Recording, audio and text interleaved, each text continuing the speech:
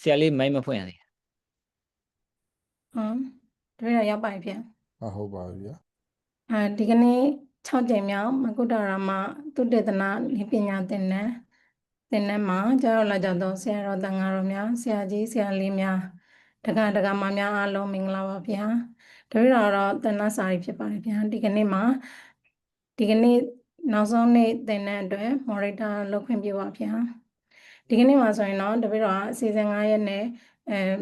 သင်တန်းကိုစီစဉ်ဆောင်ရွက်သွားမှာဖြစ်ပါတယ်ဗျာနံပါတ်1စီစဉ်အရနမောတတ3ကြိမ်ရွတ်ဆိုပြီးတော့အခမ်းအနားကိုဖွင့်လှစ်ခြင်းနံပါတ်2စီစဉ်အရသင်တန်းပို့ချပေးမိဆရာလေး၏အထုပ်ပတ္တိကိုကိုရေးခြင်းကိုဖတ်ကြားပေးခြင်းဖြစ်ပါတယ်ဗျာနံပါတ်3အနေနဲ့သင်တန်းပို့ချပေးမိဆရာလေးကိုပင်ဖိတ်ခြင်းနံပါတ်4အနေနဲ့နံပါတ်4စီစဉ်အရမိကုံးများမေးမြန်းခြင်းဖြေကြားခြင်းများပြုလုပ်ရန်ဖြစ်ပါတယ်ဗျာနံပါတ်5အနေနဲ့အစီအစဉ်နံပါတ်5အနေနဲ့ကကျေးဇူးတင်စကားပြောကြားခြင်းနဲ့ဗုဒ္ဓသာသနာစီရန်တိတတို့3ကြိမ်ရွတ်ဆိုပြီးတော့အခမ်းအနားကိုပိတ်သိမ်းရန်ဖြစ်ပါတယ်ဗျာဒါကြောင့်မို့လို့ပထမဆုံးနံပါတ်1စီစဉ်ရနမောတတ3ကြိမ်ရွတ်ဆိုရေးအခမ်းအနားဖွင့်လှစ်ရန်ဖြစ်ပါတယ်ဗျာဒါကြောင့်မို့လို့ကြောက်လာကြတော့ဆရာတော်တန်ဃာတော်ဆရာကြီးဆရာလေးများတက္ကဒကမများအလုံးနမောတတ3ကြိမ်ရွတ်ဆိုပေးကြပါရန်လျှောက်ထားပါတယ်ဗျာနမောတတ္တဗုဒ္ဓဘာ နမောတတ္တဗုဒ္ဓနမောတတ္တ နမောတတ္တဘဂဝါ တတဟတောသမ္မာတတ္တောသတ္တနမောနမောတတ္တဘဂဝါတောအရဟတောသမ္မာ သမ္မာတတ္တောသတ္တ ခန္ဓာစီစဉ်နေရသင်တန်းပို့ချပေးမယ်ဆရာလေးရဲ့ထုံးပတိကိုဖတ်ကြားပေးမှာဖြစ်ပါတယ်ဗျာဒီကနေ့သင်တန်းပို့ချပေးမယ်ဆရာလေးဒေါ်သုတမစာရီလင်္ကာရသည်မန္တလေးတိုင်းဒေသကြီးညောင်ခရိုင်ညောင်မြို့နယ်တောင်စင်အုပ်စုထရိုင်းတော်ကြီးရွာဇာတိဖြစ်ပြီးမိဘနှစ်ပါးအမည်မှာဥပေါ်ရှင်ဒေါ်သိန်းမြဖြစ်၍မွေးချင်း6ယောက်အနက်မှာအငယ်ဆုံးသမီးရတနာလေးဖြစ်ပါတယ်ဗျာကြောင်ပတောင်းမြို့အောင်မြေရတနာစာတင်တိုက်ဆရာတော်ဗဒ္ဒနာကုံဒလကိုဥပဇေပြု၍ဆရာကြီးဒေါ်အိနာစာရီထံတွင်သာသနာ့နယ်ဝင်သီလရှင်ဖြစ်သူရောက်ရှိခဲ့ပါသည်ဗျာ1996ခုနှစ်တွင်ရန်ကုန်ဗဟန်းကြောက်တန်းသီလရှင်စာတင်တိုက်သို့ရောက်ရှိကမူငယ်လက်ကြီးဓမ္မစရိယစာပေများလေးလာသင်ယူခဲ့ပါတယ်ဗျာသာသနာတစားဓမ္မစရိယပွဲသမဏေကျော်ပွဲနှင့်ဝိနည်းပါဠိပါရဂူပွဲတို့ကိုရရှိပြီးတဲ့နောက်မှာ2018ခုနှစ်တွင်သီလင်္ကာနိုင်ငံကိုလံဘိုတက္ကသိုလ်၌အမေတက်ရောက်ခဲ့ပြီး2020ခုနှစ်မှာကလနီယာတက္ကသိုလ်၌အမ်ဖီစတင်လေ့လာခဲ့ပါတယ်ဗျာယခုလက်ရှိမှာတော့ PhD ဘိုင်ဘာအတွက်ဆောင်ဆဲနေစေဆရာလေးဖြစ်ပါတယ်ဗျာနံပါတ်2စီစဉ်ရဆရာဒီကနေ့သင်တန်းပို့ချပေးမိဆရာလေးဒေါ်သုတမစာရီလင်္ကာရကြီးအထုပ်ပတ္တိကိုဖတ်ကြားပေးပြီးတဲ့နောက်မှာနံပါတ်3စီစဉ်ရသင်တန်းပို့ချပေးမယ်ဆရာလေးကိုဖိတ်ကြားခြင်းဖြစ်ပါတယ်ဗျာဒါကြောင့်မို့လို့သင်တန်းပို့ချပေးမယ်ဆရာဒီကနေ့အတွက်ခေါင်းစဉ်ကတော့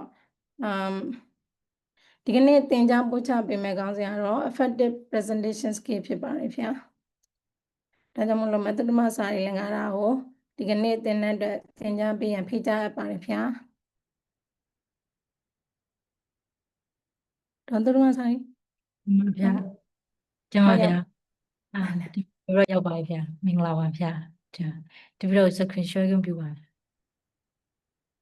ဒီမှာဗျာ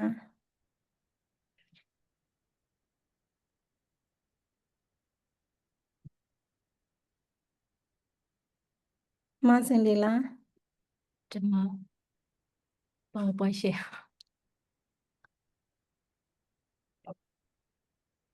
ဘောပဲမမြင်အောင်မမြင်ရသေးပါဘူးဒီမှာပဲမှာလေဟောဝါ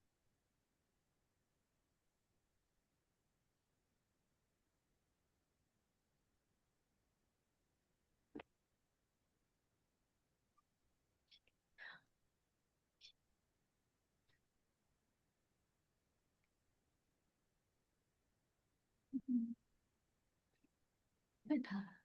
ဟမ်ဖွင့်ထားဖွင့်ထားတယ် မြင်ရသေးမှာ ဟုတ်မဟုတ်ကွန်ပျူတာမှာ PowerPoint ဖွင့်ထားပြီးသားဒါပေမဲ့ဒီဘက်ကွန်ပျူတာမဟုတ်လို့အဲ့ကင်မရာဒီဘက်ကင်မရာခဏပိတ်ခွင့်ပြုပါဗျာကိုညီမဲသူရှိတယ်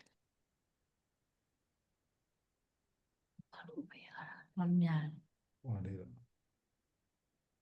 ဒီပညာဆရာတော့နည်းနည်းကူညီတိုက်ပါလားဗျာ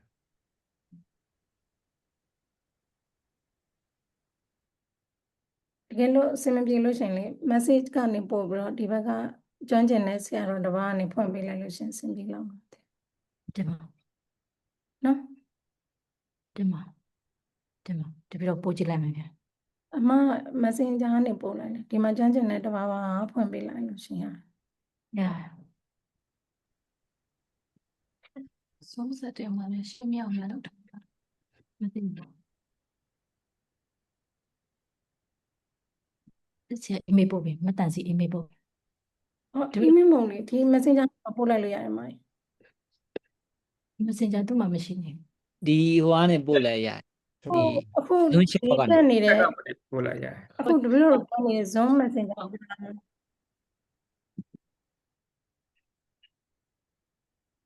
တန်းနေတယ်ဟုတ်တယ်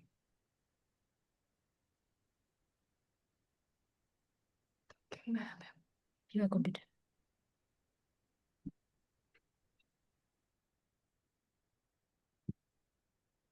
desktop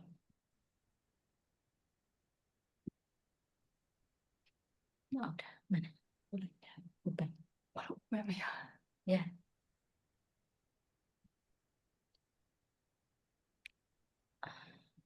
ပို့လိုက်ပါလို့ရပြီနော်ပို့လိုက်ပါပို့ အဲ့ဆိုရင်ဘုန်းကြီးဥဒ္ဓမဗျာအဲ့ဒါလေးကိုညီပေးလို့ရပါမလား တယ်လို့စေဟိုပုံလား အဲ့ဒါလည်းဆရာ တယ်လားပုံလား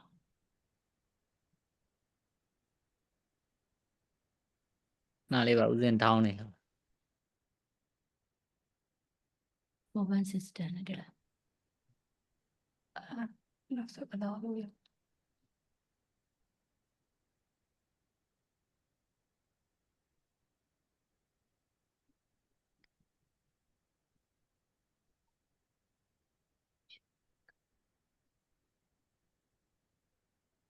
ညီဟန်တော့ မ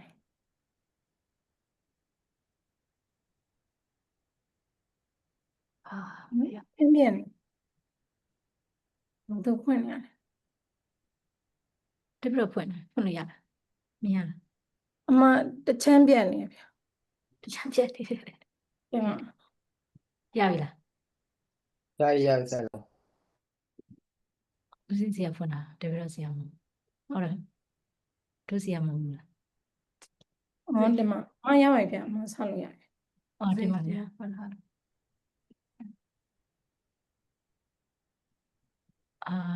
ဒီမှာဗျာ sorry ပါဗျာတပြတော့နေပညာအဲ့ဒါနည်းနည်းရှိနေဒီမှာဗျာတပြတော့စတင်ခွင့်ပြုပါဗျာဒီနေ့တပြတော့စတင်မျှဝေမယ်ခေါင်းစဉ်ကဗျာeffective presentation skill ပေါ့နော်ဗျာဒီခေါင်းစဉ်နဲ့ပတ်သက်ပြီးတော့တပြတော့မမျှဝေခင်မှာတပြတော့ကျေးဇူးတင်စကားလေးတပြတော့ရှောက်ခွင့်ပြုပါဗျာအခုလို6ချိန်မြောက်ပေါ့နော် research seminar မှာပါဝင်ပြီးတော့ဆွေးနွေးသွားဖို့ပေါ့နော်မျှဝေသွားဖို့ဖိတ်ကြားတဲ့စီစဉ်သူခေါင်းဆောင်ဆရာတော်တင်တော်များကိုအထူးပဲကျေးဇူးတင်ကြောင်းပြောလိုပါတယ်ဗျာမျှဝေခွင့်ရတဲ့အတွက်လည်းတပြတော့မမျှဝန်းတာဖြစ်ရပါတယ်ကြိုပြီးတော့နှစ်တဲ့ပြောပြချင်တာတကူကတပြတော့အရင်တီးတဲ့နားလည်လို့တော့မဟုတ်ရပါဘူးဗျာစင်ဆရာအပြင်တော့အဲ့လိုဆရာလေးတွေပါဝင်ပြီးတော့ဗောနော်မောင်နှမတွေအတူတူအဲ့လိုမျိုးစင်ဆရာအပြင်မျှဝေပြီးတော့ဒီလိုအစီအစဉ်မှာပါဝင်ခဲကြတာကိုတွေ့ရပါတယ်ဗျာဒါကြောင့်ဒီကတော့တပြတော့လှည့်ရောက်လာတဲ့သဘောပေါ့နော်ဗျာဒါကြောင့်မလို့တပြတော့လည်းပါဝင်ပြီးတော့ဆွေးနွေးမျှဝေတာဖြစ်ပါတယ်ဗျာ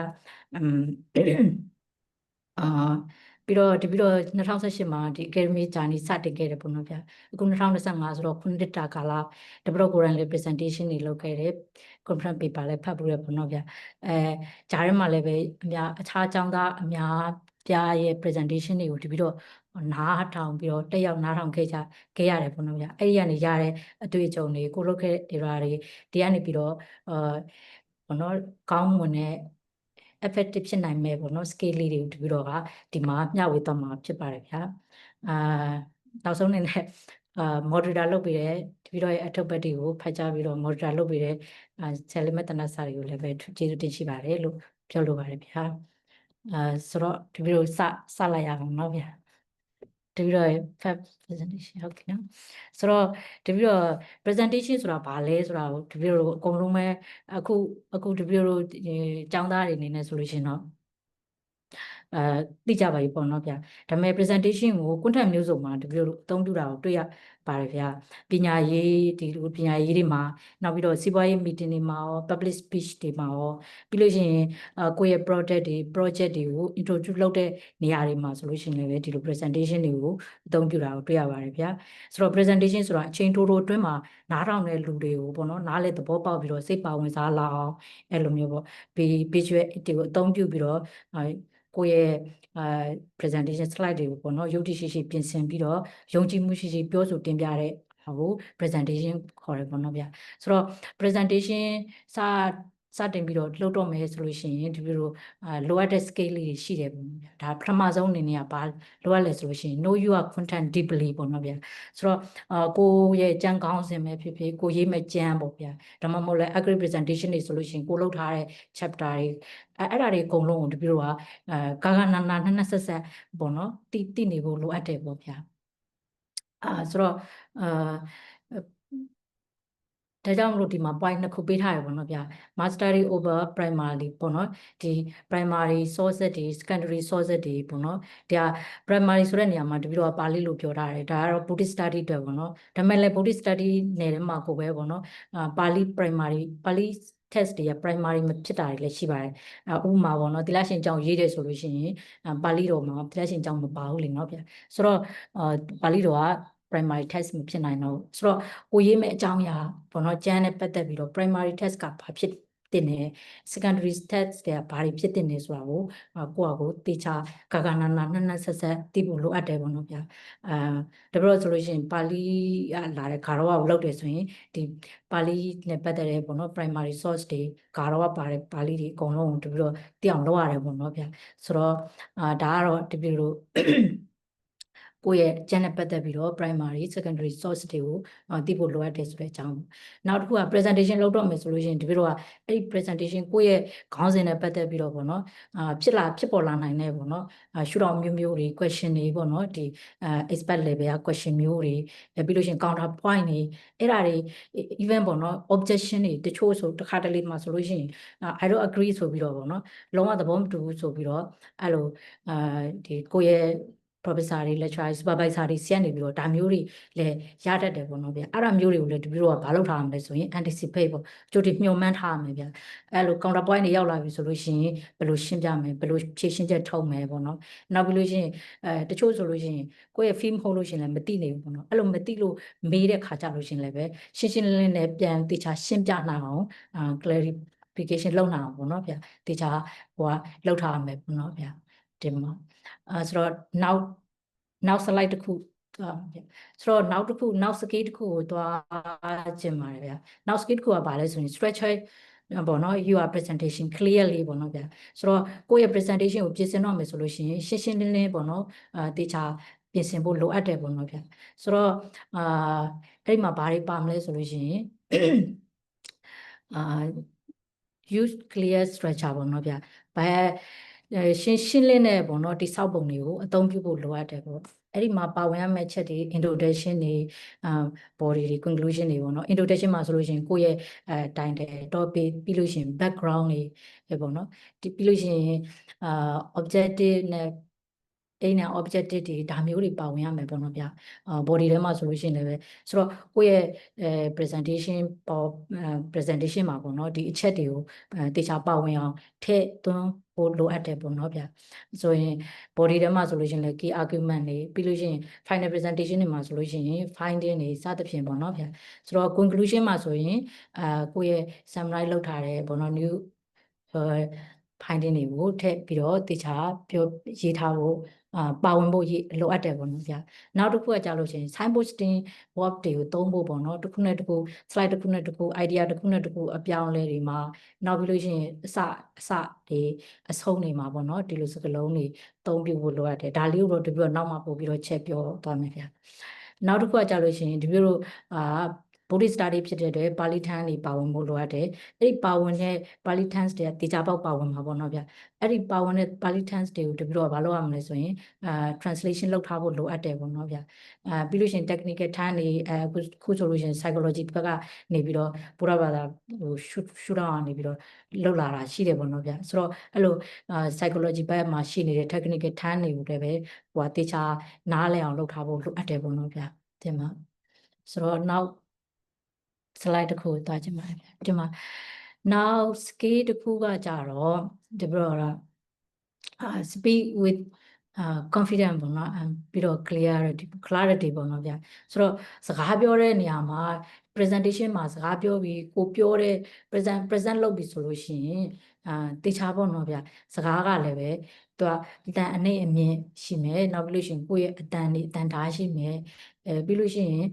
ဒီပြီးတော့ဘယ်နေရာမှာအဖြတ်အထောက်ပေါ့နော်ဘယ်နေရာမှာဖြတ်မယ်ဘယ်နေရာမှာရက်မယ်ဆိုတာတွေကိုလည်းပဲသိဖို့လိုအပ်တယ်ပေါ့နော်ဗျာဆိုတော့အဓိကအရေးကြီးဆုံးအချက်ကတော့ confidence ရှိရမယ်ပေါ့နော်ဗျာစကားပြောတဲ့အခါမှာ confidence မရှိလို့ရှိရင်လူကတုံရင်နဲ့စသဖြင့်ပေါ့နော်အခြား nervous တွေအများကြီးဖြစ်လာနိုင်တယ်ပြီးလို့ရှိရင်အဲ့ဒါတွေကြောင့်ပဲပေါ့နော်အမှားအယွင်းတွေ error တွေအများကြီးလုပ်မိ mistake တွေအများကြီးလုပ်မိတတ်တယ်ပေါ့နော်ဒီတော့ confidence ရှိရမယ်စကားပြောတဲ့အခါမှာအဲ့ presentation မှာပြောပြီဆိုလို့ရှိရင်တာမန်ထက်နည်းနည်းလေးဖြစ်ဖြစ်နှေးပြီးတော့ပြောဖို့လိုအပ်တယ်ပေါ့နော်ဗျာ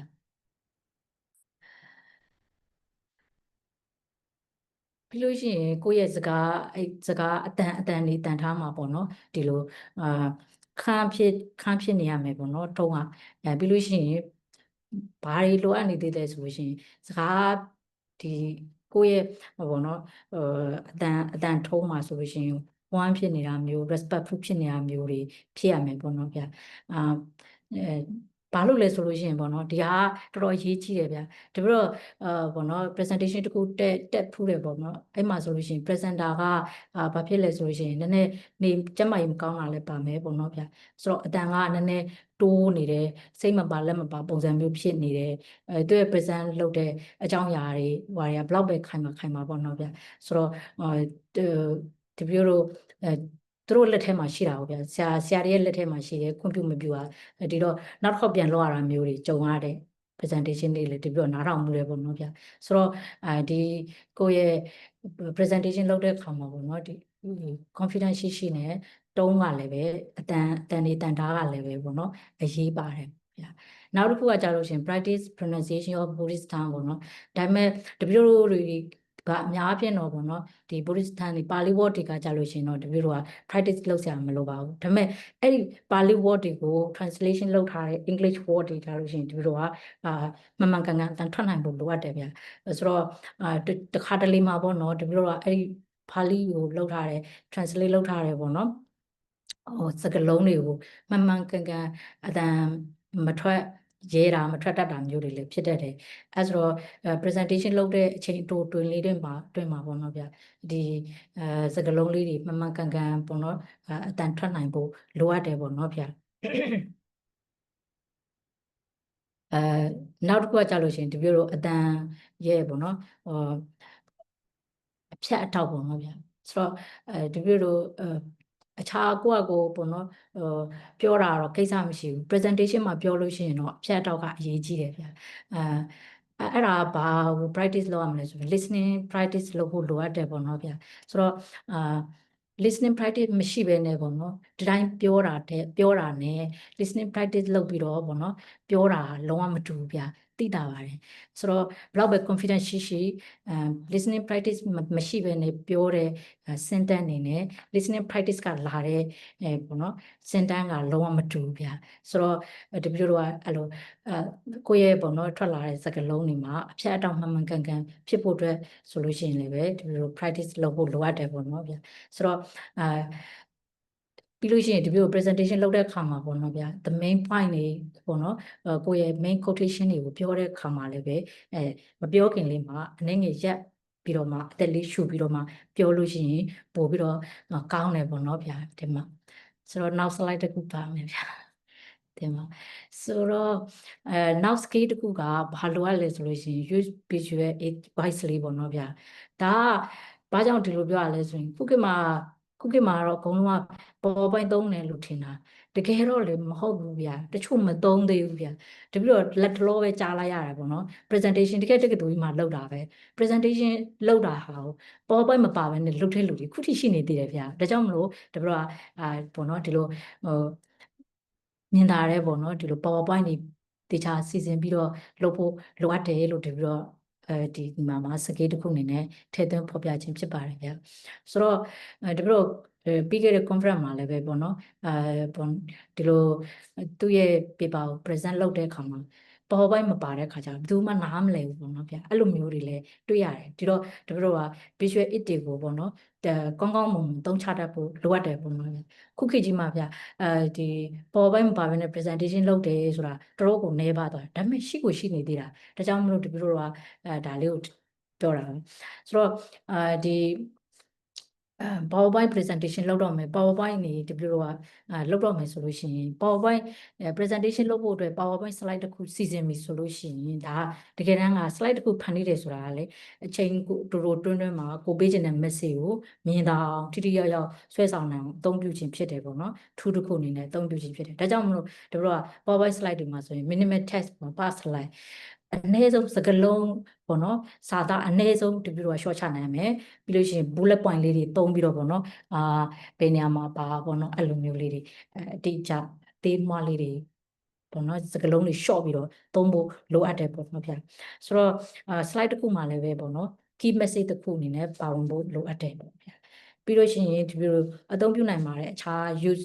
use diagrams code and chart ပေါ့နော်ဆိုတော့ဇယားကွက်တွေပေါ့နော်ဗျာအဲ့လိုမျိုးcode တွေပြီးလို့ရှိရင်ချပေါ့နော်ဒီလိုနှစ်ကာလလိုက်ပြောရတယ်ပေါ့နော်ဆိုတော့chart တွေကတော့ဘယ်နေရာမှာသုံးမလဲဆိုလို့ရှိရင်ဒီလို historical development တွေပြီးလို့ရှိရင် doctrinal relationship တွေမှာဆိုလို့ရှိရင် chart တွေသုံးပြုပြီးတော့ဖော်ပြတာပို့ပြီးတော့ပေါ့နော် audience ကိုစိတ်ဝင်စားစေတယ်ရှင်းလင်းမြင်စေတယ်ပေါ့နော်ဗျာ diagram လည်းနေတူပါပဲဗျာဒီ diagram ဆိုလို့ရှိရင်ဒီလိုတရုပ်ရှိတဲ့ပါဠိ word တွေကိုသုံးပြုတဲ့အခါမှာ diagram လေးကိုထည့်ပြီးတော့ပြလို့ရှိရင်ပို့ပြီးတော့မြင်တာပေါ့နော်ဗျာပြီးတော့presentation လုပ်တဲ့အချိန်တိုလေးအတွင်းဖြစ်တဲ့အတွက်ပေါ့နော်ဒီပြီးတော့အခြားသူတွေအကုန်လုံးနားထောင်နေတဲ့သူတွေကိုပို့ပြီးတော့စိတ်ဝင်စားသွားစေတယ်ကွက်ခနဲ့မြင်စေတယ်ပေါ့နော်ဗျာနောက်တစ်ခုကကြာလို့ရှိရင်ဒီပြီးတော့ဖောင်းပေါ့နော်ဒီ PowerPoint slide မှာပြတဲ့ဖောင်းကကြာလို့ရှိရင်တချို့စလုံးအကြီးတွေဖြစ်နေတတ်တယ်တချို့လည်းပဲတေးသေးမွှားလေးတွေဖြစ်နေတတ်တယ်ပေါ့နော်ဒါလေးတွေကိုလည်းဒီလိုကသတိထားဖို့လိုအပ်တယ်ပေါ့ဒီဘက်ဖောင်းဖြစ်နေရမယ်ပေါ့နော်ဗျာနောက်တစ်ခုကကြာလို့ရှိရင်ဒီ slide ဒီမှာပေါ့နော်ပုံနေပြီးလို့ရှိရင်စလုံးရည်တွေ graphic တွေအဲ့လိုဖြစ်သိပြီးတော့ထည့်တာမျိုးမလုပ်ဘဲနဲ့ပေါ့နော်ဗျာတစ်ခုဆိုတစ်ခုပေါ့ chart သုံးမယ်ဆို chart diagram သုံးမယ်ဆို diagram ပေါ့နော် slide တစ်ခုနဲ့တစ်ခုကိုအဲ့လိုမျိုးခြားပြီးတော့သုံးဖို့လိုအပ်တယ်ပေါ့နော်ဗျာပြီးလို့ရှိရင်ဒီ PowerPoint slide မှာသုံးတဲ့ color တွေပေါ့နော်ဗျာ color ကလည်းခန့်ဖြစ်ဖို့လိုအပ်တယ်ပေါ့တစ်ခါတလေမှာပေါ့နော်အယောင်တာလက်တွေသုံးတာမျိုးတွေဆိုလို့ရှိရင်လည်းပဲပေါ့နော်ကိုလုပ်တဲ့presentation တိုင်တရား Buddhist study နဲ့ပတ်သက်တာမျိုးဖြစ်တဲ့အတွက်ပေါ့နော်peace back ကိုသွားဖို့လိုအပ်တယ်ပေါ့ဒီမှာဆိုတော့နောက်တစ်ခုကကြာလို့ရှိရင် highlight ပေါ့နော်ဒီ main point တွေမှာ highlight လုပ်ဖို့လည်းလိုအပ်တယ်ပေါ့color လေးတွေနဲ့ highlight လုပ်ပြတာမျိုးလေးတွေလည်းအရန်ကောင်းပါတယ်ဗျာဆိုတော့ပြီးလို့ရှိရင်ဒီလိုဒီ PowerPoint လုပ်ပြီးသွားလို့ရှိရင်presentation လုပ်တော့မယ်ဆိုရင် script ရေးဖို့လည်းဒီလိုအနေနဲ့ recommend ပေးချင်ပါတယ်ဗျာ script တချို့ဆိုလို့ရှိရင်အင်္ဂလိပ်စကားလည်းတော်တော်ကောင်းတယ်ပေါ့နော်ဗျာ presentation လုပ်တဲ့အကြောင်းအရာလည်းအရင်ကောင်းတယ်ဒါပေမဲ့လေ script မပါဘဲနဲ့ပြောတဲ့ခါမှာဆိုလို့ရှိရင်လည်းပဲနည်းနည်းပေါ့နော်ဟိုနားထောင်ရတာအဲ့လိုမျိုးနည်းနည်းပေါ့နော်မတက်မတာဖြစ်ရတာမျိုးတွေရှိတယ်မပြည့်မစုံဖြစ်သွားတာမျိုးလေးမလိုအပ်ဘဲနဲ့ပေါ့နော်ဗျအဲ့လိုမျိုးလေးတွေကိုလည်းတွေ့ရပါတယ်ဗျဒါကြောင့်လို့ဖြစ်နိုင်လို့ရှိရင် script ရေးပါ script ရေးပြီးလို့ရှိရင်ကိုယ့်ရဲ့ PowerPoint slide တွေနဲ့အတူတူကိုက်ကြည့်ပါပေါ့နော်ဗျပြီးရင် PowerPoint slide တွေကိုစီစဉ်တဲ့ခါမှာလည်းပဲပေါ့နော်ဗျတစ်ခုနဲ့တစ်ခုရှေ့နောက်ပို့ပေါ့နော်ဗျဘယ်ဟာအရင်ဖြစ်တဲ့နေဘယ်ဟာနောက်ဖြစ်တဲ့နေနှိုင်းရှင်ပြီးတော့ပေါ့နော်ရှေ့နောက်တန်းစီရမယ်ဗျအဲ့ဒါမှဒီပြီးတော့ဒီပြီးလို့ရှိရင် screen နဲ့တစ်ခါလေးတိုက်ပြီးတော့အဲ့လိုတန်းစီပြီးတော့ပြောသွားရင်ပိုကောင်းပါတယ်ဗျဆိုတော့နောက်တစ်ခုကကြာလို့ရှိရင်ဒီပြီးတော့ဒီ PowerPoint slide ဒီကိုပေါ့နော်ဗျာဟိုနောက်ဆုံး PowerPoint slide မှာဆိုလို့ရှိရင် thank you သွားတယ်ပေါ့နော်ဗျာအဲ thank you PowerPoint slide မှာဆိုလို့ရှိရင်ဖြစ်နိုင်လို့ရှိရင်ပေါ့နော်ဟိုဒီပြီးတော့ဒီကိုလုပ်ထားတဲ့ဒီ PowerPoint slide တွေကို download လုပ်နိုင်တဲ့ QR code လေးတွေထည့်ပေးတာမျိုးပေါ့ thank you တက်မဟုတ်ဖ ೇನೆ ပေါ့နော်ဗျာ QR code ထည့်ပေးတာမျိုးဒါမှမဟုတ်လဲ Facebook link တပေါ့နော်အခုဆိုလဲ YouTube link အဲ့လိုမျိုးတွေတခု link လေးတွေ QR code လေးတွေအဲ့လိုမျိုးထည့်ပြနိုင်လို့ရှိရင်ပိုကောင်းတယ်ပေါ့နော်ဗျာဒီမှာနောက် slide တစ်ခုတောင်းဗျာနောက် skill တစ်ခုကကြာလို့ရှိရင် engage the audience ပေါ့နော်ဗျာဆိုတော့ကိုယ့်ရဲ့ presentation ကိုနားထောင်နေတဲ့သူတွေနဲ့ပေါ့နော် engage လုပ်နိုင်လို့ရှိရင်တော့ပေါ့နော်ပိုကောင်းတယ်ပေါ့ဒါပေမဲ့တပြည့်တို့ဒီတက်တူတွေမှာလုပ်တဲ့ presentation တွေကတော့ဒီလို engage လုပ်ဖို့တိတ်မလုပ်အောင်ပေါ့နော်ဗျာ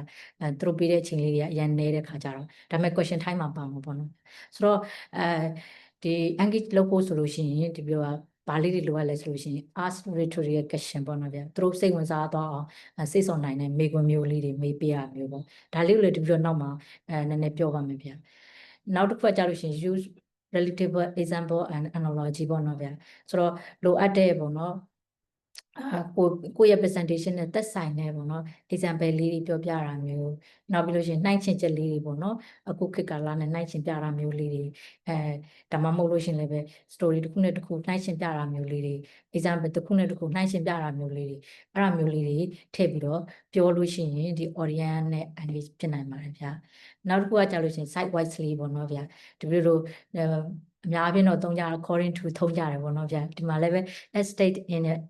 အင်္ဂုတ္တရနိကာယဘလောက်မှာပေါ့နော်ဗျာဒါကတော့ဒီပြုလို့တွေအကုန်လုံးဒါမျိုးသုံးနေကြဖြစ်ပါတယ်ဗျာဒါကတော့တာကြီးပြောဖို့မလိုအပ်ပါဘူးเนาะဗျာ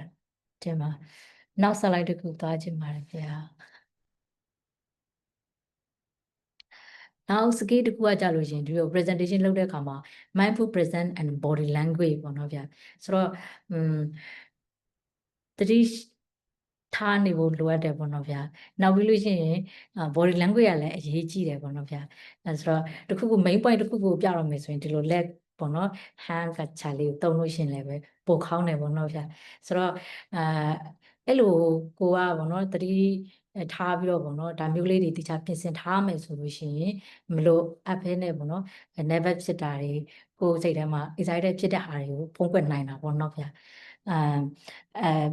အဓိကကတော့ဒီလိုက maintain eye contact and gentle gesture ပေါ့နော်ဗျာဆိုတော့ဒီကိုယ့်ရဲ့ supervisor တွေ professor တွေသူတို့နားထောင်နေတဲ့သူတွေနဲ့ပေါ့နော်ဒီအနည်းဆုံး eye contact ကိုတော့ဒီလိုကမိအောင်လုပ်ဖို့လိုအပ်တယ်ပေါ့နော်ဗျာမိအောင်လုပ်ရမယ်ပြီးလို့ရှိရင်ကိုယ့်ရဲ့ကိုယ်နေဟန်တာပေါ့နော်ဗျာကိုယ်နေဟန်တာခုနကပြောသလိုမျိုးလက်အမူအရာကိုယ်အမူအရာတွေကလည်းအရေးပါတယ်ဗျာဘာကြောင့်လဲဆိုလို့ရှိရင်တခါတလေမှာပေါ့နော်ဒီလိုကသတိမထားမိတာမျိုးတွေဖြစ်တတ်တယ်ဗျာတေချာပြင်ဆင်ထားမှလည်းပဲဒီလိုကိုနေဟန်တာတွေလက်ဟန်မူရာတွေဒါတွေကကြလို့ရှိရင်ပါဝင်လာမှာဖြစ်တယ်ဗျာတက်တောင့်တက်တာနေထားပေါ့နော်ဗျာဆိုတော့အဲ့လိုမှဒီလိုကဒါလေးတွေကပါဝင်လာနိုင်မှာဗျာအဲ့ဆိုတော့ဒီလိုတော့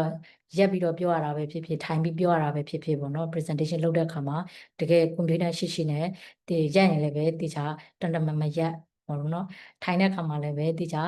ခမမတ်ထိုင်တာမျိုးပေါ့နော်ဆိုတော့ဒါဘာကြောင့်အရေးကြီးလဲဆိုလို့ရှိရင်တပြည့်တော့ထင်တယ် presentation တစ်ခုမှာဆိုလို့ရှိရင်အဲ့လို presenter ကလိုမျိုးပေါ့နော်ဗျာကျမကြီးမကောင်းတာကြောင့်ရောသူတို့ကထိုင်ပြီးတော့ present လုပ်ရတာရောကြောင့်သူကထိုင်တဲ့ပုံစံကနည်းနည်းလေးပေါ့နော်ခါဤနေရာမျိုးဖြစ်တယ်ပေါ့နော်ပြီးလို့ရှိရင်အဲ့လိုမျိုးအတန်ကလည်းပဲတိုးပြီးတော့စိတ်မပါသလိုဖြစ်ရတယ်ပေါ့ အဲ့ဒီအကြောင်းကြောင့်ဒီလို presentation နောက်တစ်ခါထပ်လုပ်ရတာမျိုးတွေလည်းကြုံရတတ်တယ်ဗျာဆိုတော့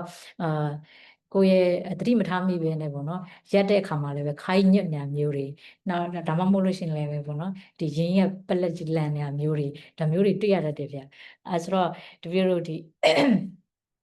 presentation လုပ်တဲ့အခါမှာပေါ့နော်ဒီခန္ဓာကိုယ်အနေထားကလည်းအရေးပါပါတယ်ဗျာ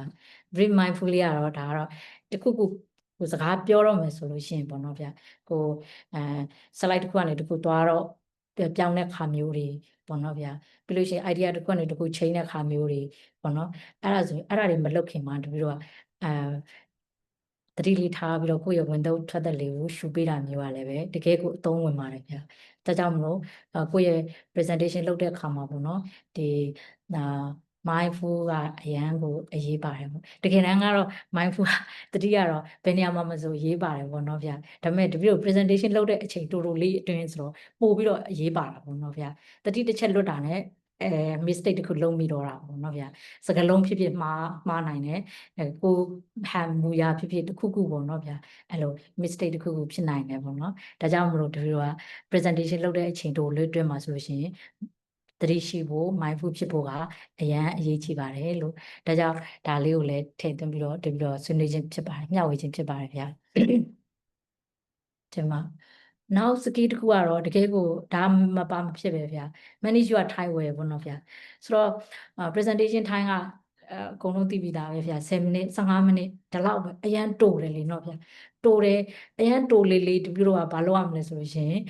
ဒီအတွက်ကိုအများကြီးပြင်ဆင်ရလေးပဲဘာလို့လဲဆိုရင်တပြို့တို့ပြောချင်တဲ့အကြောင်းအရာကိုယ့်ရဲ့fat presentation ဆိုလို့ရှိရင်လည်းပဲခေါင်းစဉ်ပြီးရင် background ကိုယ့်ရဲ့chapterization tentative chapterization စသဖြင့်ပေါ့နော်research question စသဖြင့် method ကလည်းပါဆိုတော့ပြောစရာတွေအများကြီးပဲဒါပေမဲ့ကိုမပြတဲ့အချင်းလေးကအရန်နဲတယ်လေနော်ဗျာဆိုတော့အဲ့ဒါတွေအကုန်လုံးပါဝင်အောင်ဆိုလို့ရှိရင်ဘယ်လိုပြောမလဲအဲ့ဒါတို့ပြောကအနည်းဆုံးပေါ့နော်အနည်းဆုံးဘလောက်ပဲဘာပဲဘလောက်ပဲကျွမ်းကျင်ပေါ့နော်ဗျာဒီကိုယ့်ရဲ့ subject ပေါ်မှာဘလောက်ပဲကျွမ်းကျင်အင်္ဂလိပ်စကားဘလောက်ပဲကျွမ်းကျင်ပေါ့နော်အနည်းဆုံးတစ်ခေါက်လောက်တော့ဒီလိုက practice with timer ပေါ့ဗျာဆိုတော့timer လေးနဲ့ practice လုပ်ပေးဖို့ rehearsal လုပ်ပေးဖို့လိုအပ်ပါတယ်ဗျာပြီးလို့ရှိရင်လည်းပဲအဲ့လို practice လုပ်ခြင်းအပြင်မှာကိုကဘယ် point နေမှာပေါ့နော်ကိုယ့်ရဲ့main point တွေကို3မိနစ်4မိနစ်အတွင်းမှာပြောနိုင်မယ် focus လုပ်နိုင်မယ်ဆိုတာကိုပိုသိလာတာဗျာဘယ် slide တွေကိုငါခြံထားခဲ့လို့ရတယ်စသဖြင့်ပေါ့နော်ဗျာဘယ် slide တွေကိုတော့ကိုကဒီလိုက PowerPoint slide ကတော့အပြည့်စုံပြင်ထားရမယ်ပေါ့နော်ဗျာဒါပေမဲ့ကိုယ့်ရဲ့အချင်းကအရင်နေတဲ့ခါကြလို့ရှိရင်ဒီလိုကဘယ် PowerPoint slide ကိုတော့ဘယ် slide ကိုတော့ငါခြံထားမယ်ဘယ် slide ကိုတော့ skip လုပ်သွားမယ်ဘယ် slide ကိုတော့ focus လုပ်ပြီးတော့ပြောမယ်ပေါ့နော်အဲ့လိုမျိုးတွေကိုဒီလိုက practice လုပ်မှပဲဒီလိုကကောင်းကောင်းမွန်မွန်အောင်မြင်ဖြစ်နိုင်တယ်ပေါ့နော်ဘာကြောင့်လဲဆိုလို့ရှိရင်အများအပြားပေါ့နော်မဟုတ်လို့ရှိရင်ဒီလိုကအဲ့လိုမျိုးမလုပ်ထားဘူးဆိုလို့ရှိရင်ဆရာလေးစီမှာပြောခန့်ထီတော့တာပဲမင်းရဲ့ present ဟို short time နော်တူတော့ပြီးတော့စသဖြင့်ပေါ့နော်အဲ့လိုမျိုးတွေပြောခန့်ထီတော့တာပဲconference တွေမှာဆိုလို့ရှိရင်လည်းဘယ်ဒီခန့်ထီရတယ်ပေါ့နော်ဗျာဆိုတော့ဒီအရေးကြီးတဲ့တိုင်မှာလည်းအရန်ကိုအရေးပါပါတယ်ဒီဟာမပါဘဲနဲ့ဘယ်လိုမှ presentation မဖြစ်ဘူးပေါ့နော်ဗျာဆိုတော့ပြောစကားရှိရလေနော်ဗျာ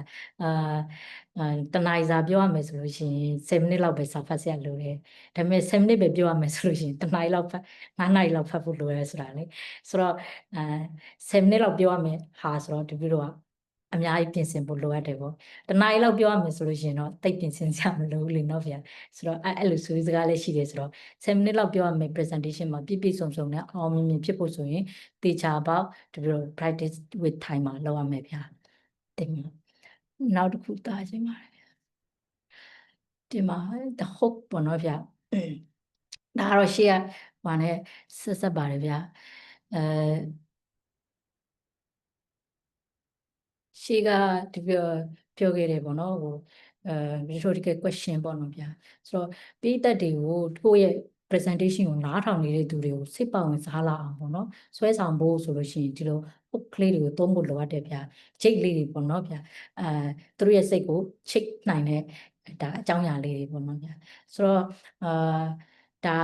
ဘယ်လိုပုံစံလေးတွေသုံးလို့ရလဲဆိုလို့ရှိရင်rhetorical question မျိုးတွေပေါ့နော်ဗျာဒီ တပီတော့ရဲပေါ့နော်တပီတော့ရဲခေါင်းစဉ်နဲ့ပြောရမယ်ဆိုလို့ရှိရင်how can we apply Garawa for social welfare ပေါ့နော်social welfare အတွက် Garawa ကိုဘယ်လိုများ apply လုပ်လို့ရလဲ is it merely for social ဆိုတော့ social အတွက်ပဲလားပေါ့နော် how about spiritual development အဲ့လိုမျိုးလေးတွေပေါ့နော်ဗျာအဲ့လိုစိတ်ပါဝင်စားလာအောင်သူတို့ရဲ့စိတ်ကိုချိတ်တွယ်နိုင်အောင်ပေါ့နော်အဲ့လို question လေးတွေမေးပေးတာမျိုးလုပ်လို့ရပါတယ်ဗျာဒါကတော့ဒီပြုတို့ presentation တွေမှာတော့တိတ်ပြီးတော့အရေးမပါဘူးပေါ့နော်ဗျာဒါပေမဲ့ question time တွေမှာဆိုလို့ရှိရင်ဒါတွေကအရေးပါတယ်ပေါ့နော် presentation time ထဲမှာတဲ့ question time မှာဒါတွေကပို့ပြီးတော့အရေးပါတယ်လို့ပြောလို့ရတယ်ပေါ့နော်ဗျာဒါကတော့မေးခွန်းတက်လာရင်ဆိုရင်ပေါ့နော်ဗျာနောက်တစ်ခုက test short story လေးပေါ့နော်ပြီးလို့ရှိရင် give a surprising fact ပေါ့နော်ဘယ်လိုကိုယ့်ရဲ့ခေါင်းစဉ်ကိုစိတ်ဝင်စားလာဖို့အတွက်ပေါ့နော် short story လေးတွေပြောပြတာမျိုးနောက်ပြီးလို့ရှိရင်ဖြစ်ရလေးတွေပြောပြတာမျိုးပေါ့နော်တပတော့ရဲ့ခေါင်းစဉ်အတွက်ဆိုလို့ရှိရင်ဂါတော့ဆိုရင်ပရိဝက်စာကတာကပေါ့နော်အရက်တွေမိုးပြီးတော့မြို့တကားမှာလဲနေတဲ့ချိန်မှာမြတ်စွာဘုရားကသူ့ရဲ့အကြောင်းတော့ခေါ်မြတ်စွာဘုရားအကြောင်းကိုခေါ်ခိုင်းတယ်ခေါ်လာပြီးတော့မှရက်တွေမိုးပြီးတော့ခြေထောက်တွေဆင်းပြီးတော့အိတ်နေတယ်ပေါ့နော်ဒီရှင်သာကရကိုကြည့်ပြီးတော့ယဟန်တော်တွေမေးတယ်ပေါ့နောက်အခုတာဂရမထေရငါ့ respect ရှိသေးရဲ့လားဂါရဝရှိသေးရဲ့လားလို့မေးတယ်ပေါ့နော်ဒီလိုမျိုး question မျိုးတွေပေါ့နော်ဗျာအဲ့လိုsorry ဒီလို story လိုမျိုးဒီလိုဖြစ်ရလေးတွေကိုပြောပြခြင်းအားဖြင့်ပေါ့နော်ဒီဂါရဝနဲ့ပတ်သက်ပြီးတော့ပြည်သက်တွေကိုနားထောင်နေသူတွေပေါ့နော်စိတ်ဝင်စားလာနိုင်တယ်ပေါ့နော်ဗျာအဲ့လို story လေးတွေဖြစ်ရလေးတွေပြောပြတာမျိုးလေးလည်းလုပ်နိုင်ပါတယ်ဗျာကိုယ့်ရဲ့ခေါင်းစဉ်နဲ့ပတ်သက်ပြီးတော့ပေါ့နော်ဗျာနောက်ပြီးလို့ရှိရင် state modern relevant ပေါ့နော်ဗျာဒီခုခေတ်မှာဖြစ်နေတဲ့အကြောင်းအရာတွေနဲ့ပြန်ပြီးတော့ချိတ်ဆက်ပြီးတော့ relevant ဖြစ်နိုင်တဲ့အကြောင်းအရာတွေနဲ့ချိတ်ဆက်ပြီးတော့လည်းပဲပြောပြလို့ရပါတယ်ဗျာအများပြင်းတော့ခုခေတ်လူငယ်တွေက respect မရှိတော့ဘူးစသဖြင့်ပေါ့နော်ကိုတဲ့မိဘပဲပေါ့နော်ရက်တောက်နေတဲ့မိဘမျိုးဆိုရင်သူ respect မပေးချင်တာမျိုးတွေဖြစ်လာတယ်ဒါမျိုးတွေဆိုလို့ရှိရင်ပါဠိတော်ကာရဝနဲ့ဘယ်လိုချိတ်ဆက်မလဲစသဖြင့်ပေါ့နော်ဗျာအဲ့လိုအခုခေတ် daily life မှာဖြစ်အခုခေတ်မှာဖြစ်နေတဲ့အကြောင်းအရာတွေကိုလည်းပဲrelevant ဖြစ်နိုင်မယ်ဆိုလို့ရှိရင်နှိုင်းယှဉ်ပြီးတော့ယူပြီးတော့ပြောပြနိုင်မယ်ဆိုလို့ရှိရင်ကိုယ့်ရဲ့ခေါင်းစဉ်ကိုလူများစိတ်ဝင်စားလာနိုင်တယ်ပေါ့နော်ဗျာဒါကတော့တပည့်တော်အနေနဲ့တားကြီးအများကြီးပြောဖို့မလိုပါဘူးဘာလို့လဲဆိုလို့ရှိရင်အစလေးတွေပဲပြောပြတာပေါ့နော်ဗျာအကုန်လုံးကကိုယ့်ရဲ့ခေါင်းစဉ်လေးတွေကိုဒီလိုမျိုး hook ကလေးတွေထည့်လို့ရတယ်ပြောလို့ရတယ်သူများစိတ်ဝင်စားလာအောင်ပေါ့နော်ချိတ်လို့ရတယ်ဆိုတာကိုပြောပြချင်တာပါဗျာဒီမှာ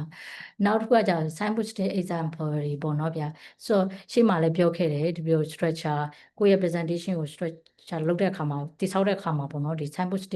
board လေးတွေထည့်ဖို့အတွက်ဒီပြီးတော့ပြောထားတယ်ဒီမှာချက်ပြီးတော့ပြောရမယ်ဆိုလို့ရှိရင်ပေါ့နော်ဗျာကိုယ့်ရဲ့ presentation ကိုဆက်ဖွင့်လိုက်တာ ਨੇ ကိုကငါဒီနေ့ပါပြောမယ်ပေါ့နော် today I will focus on ဘာပေါ့နော် three aspect of Garawa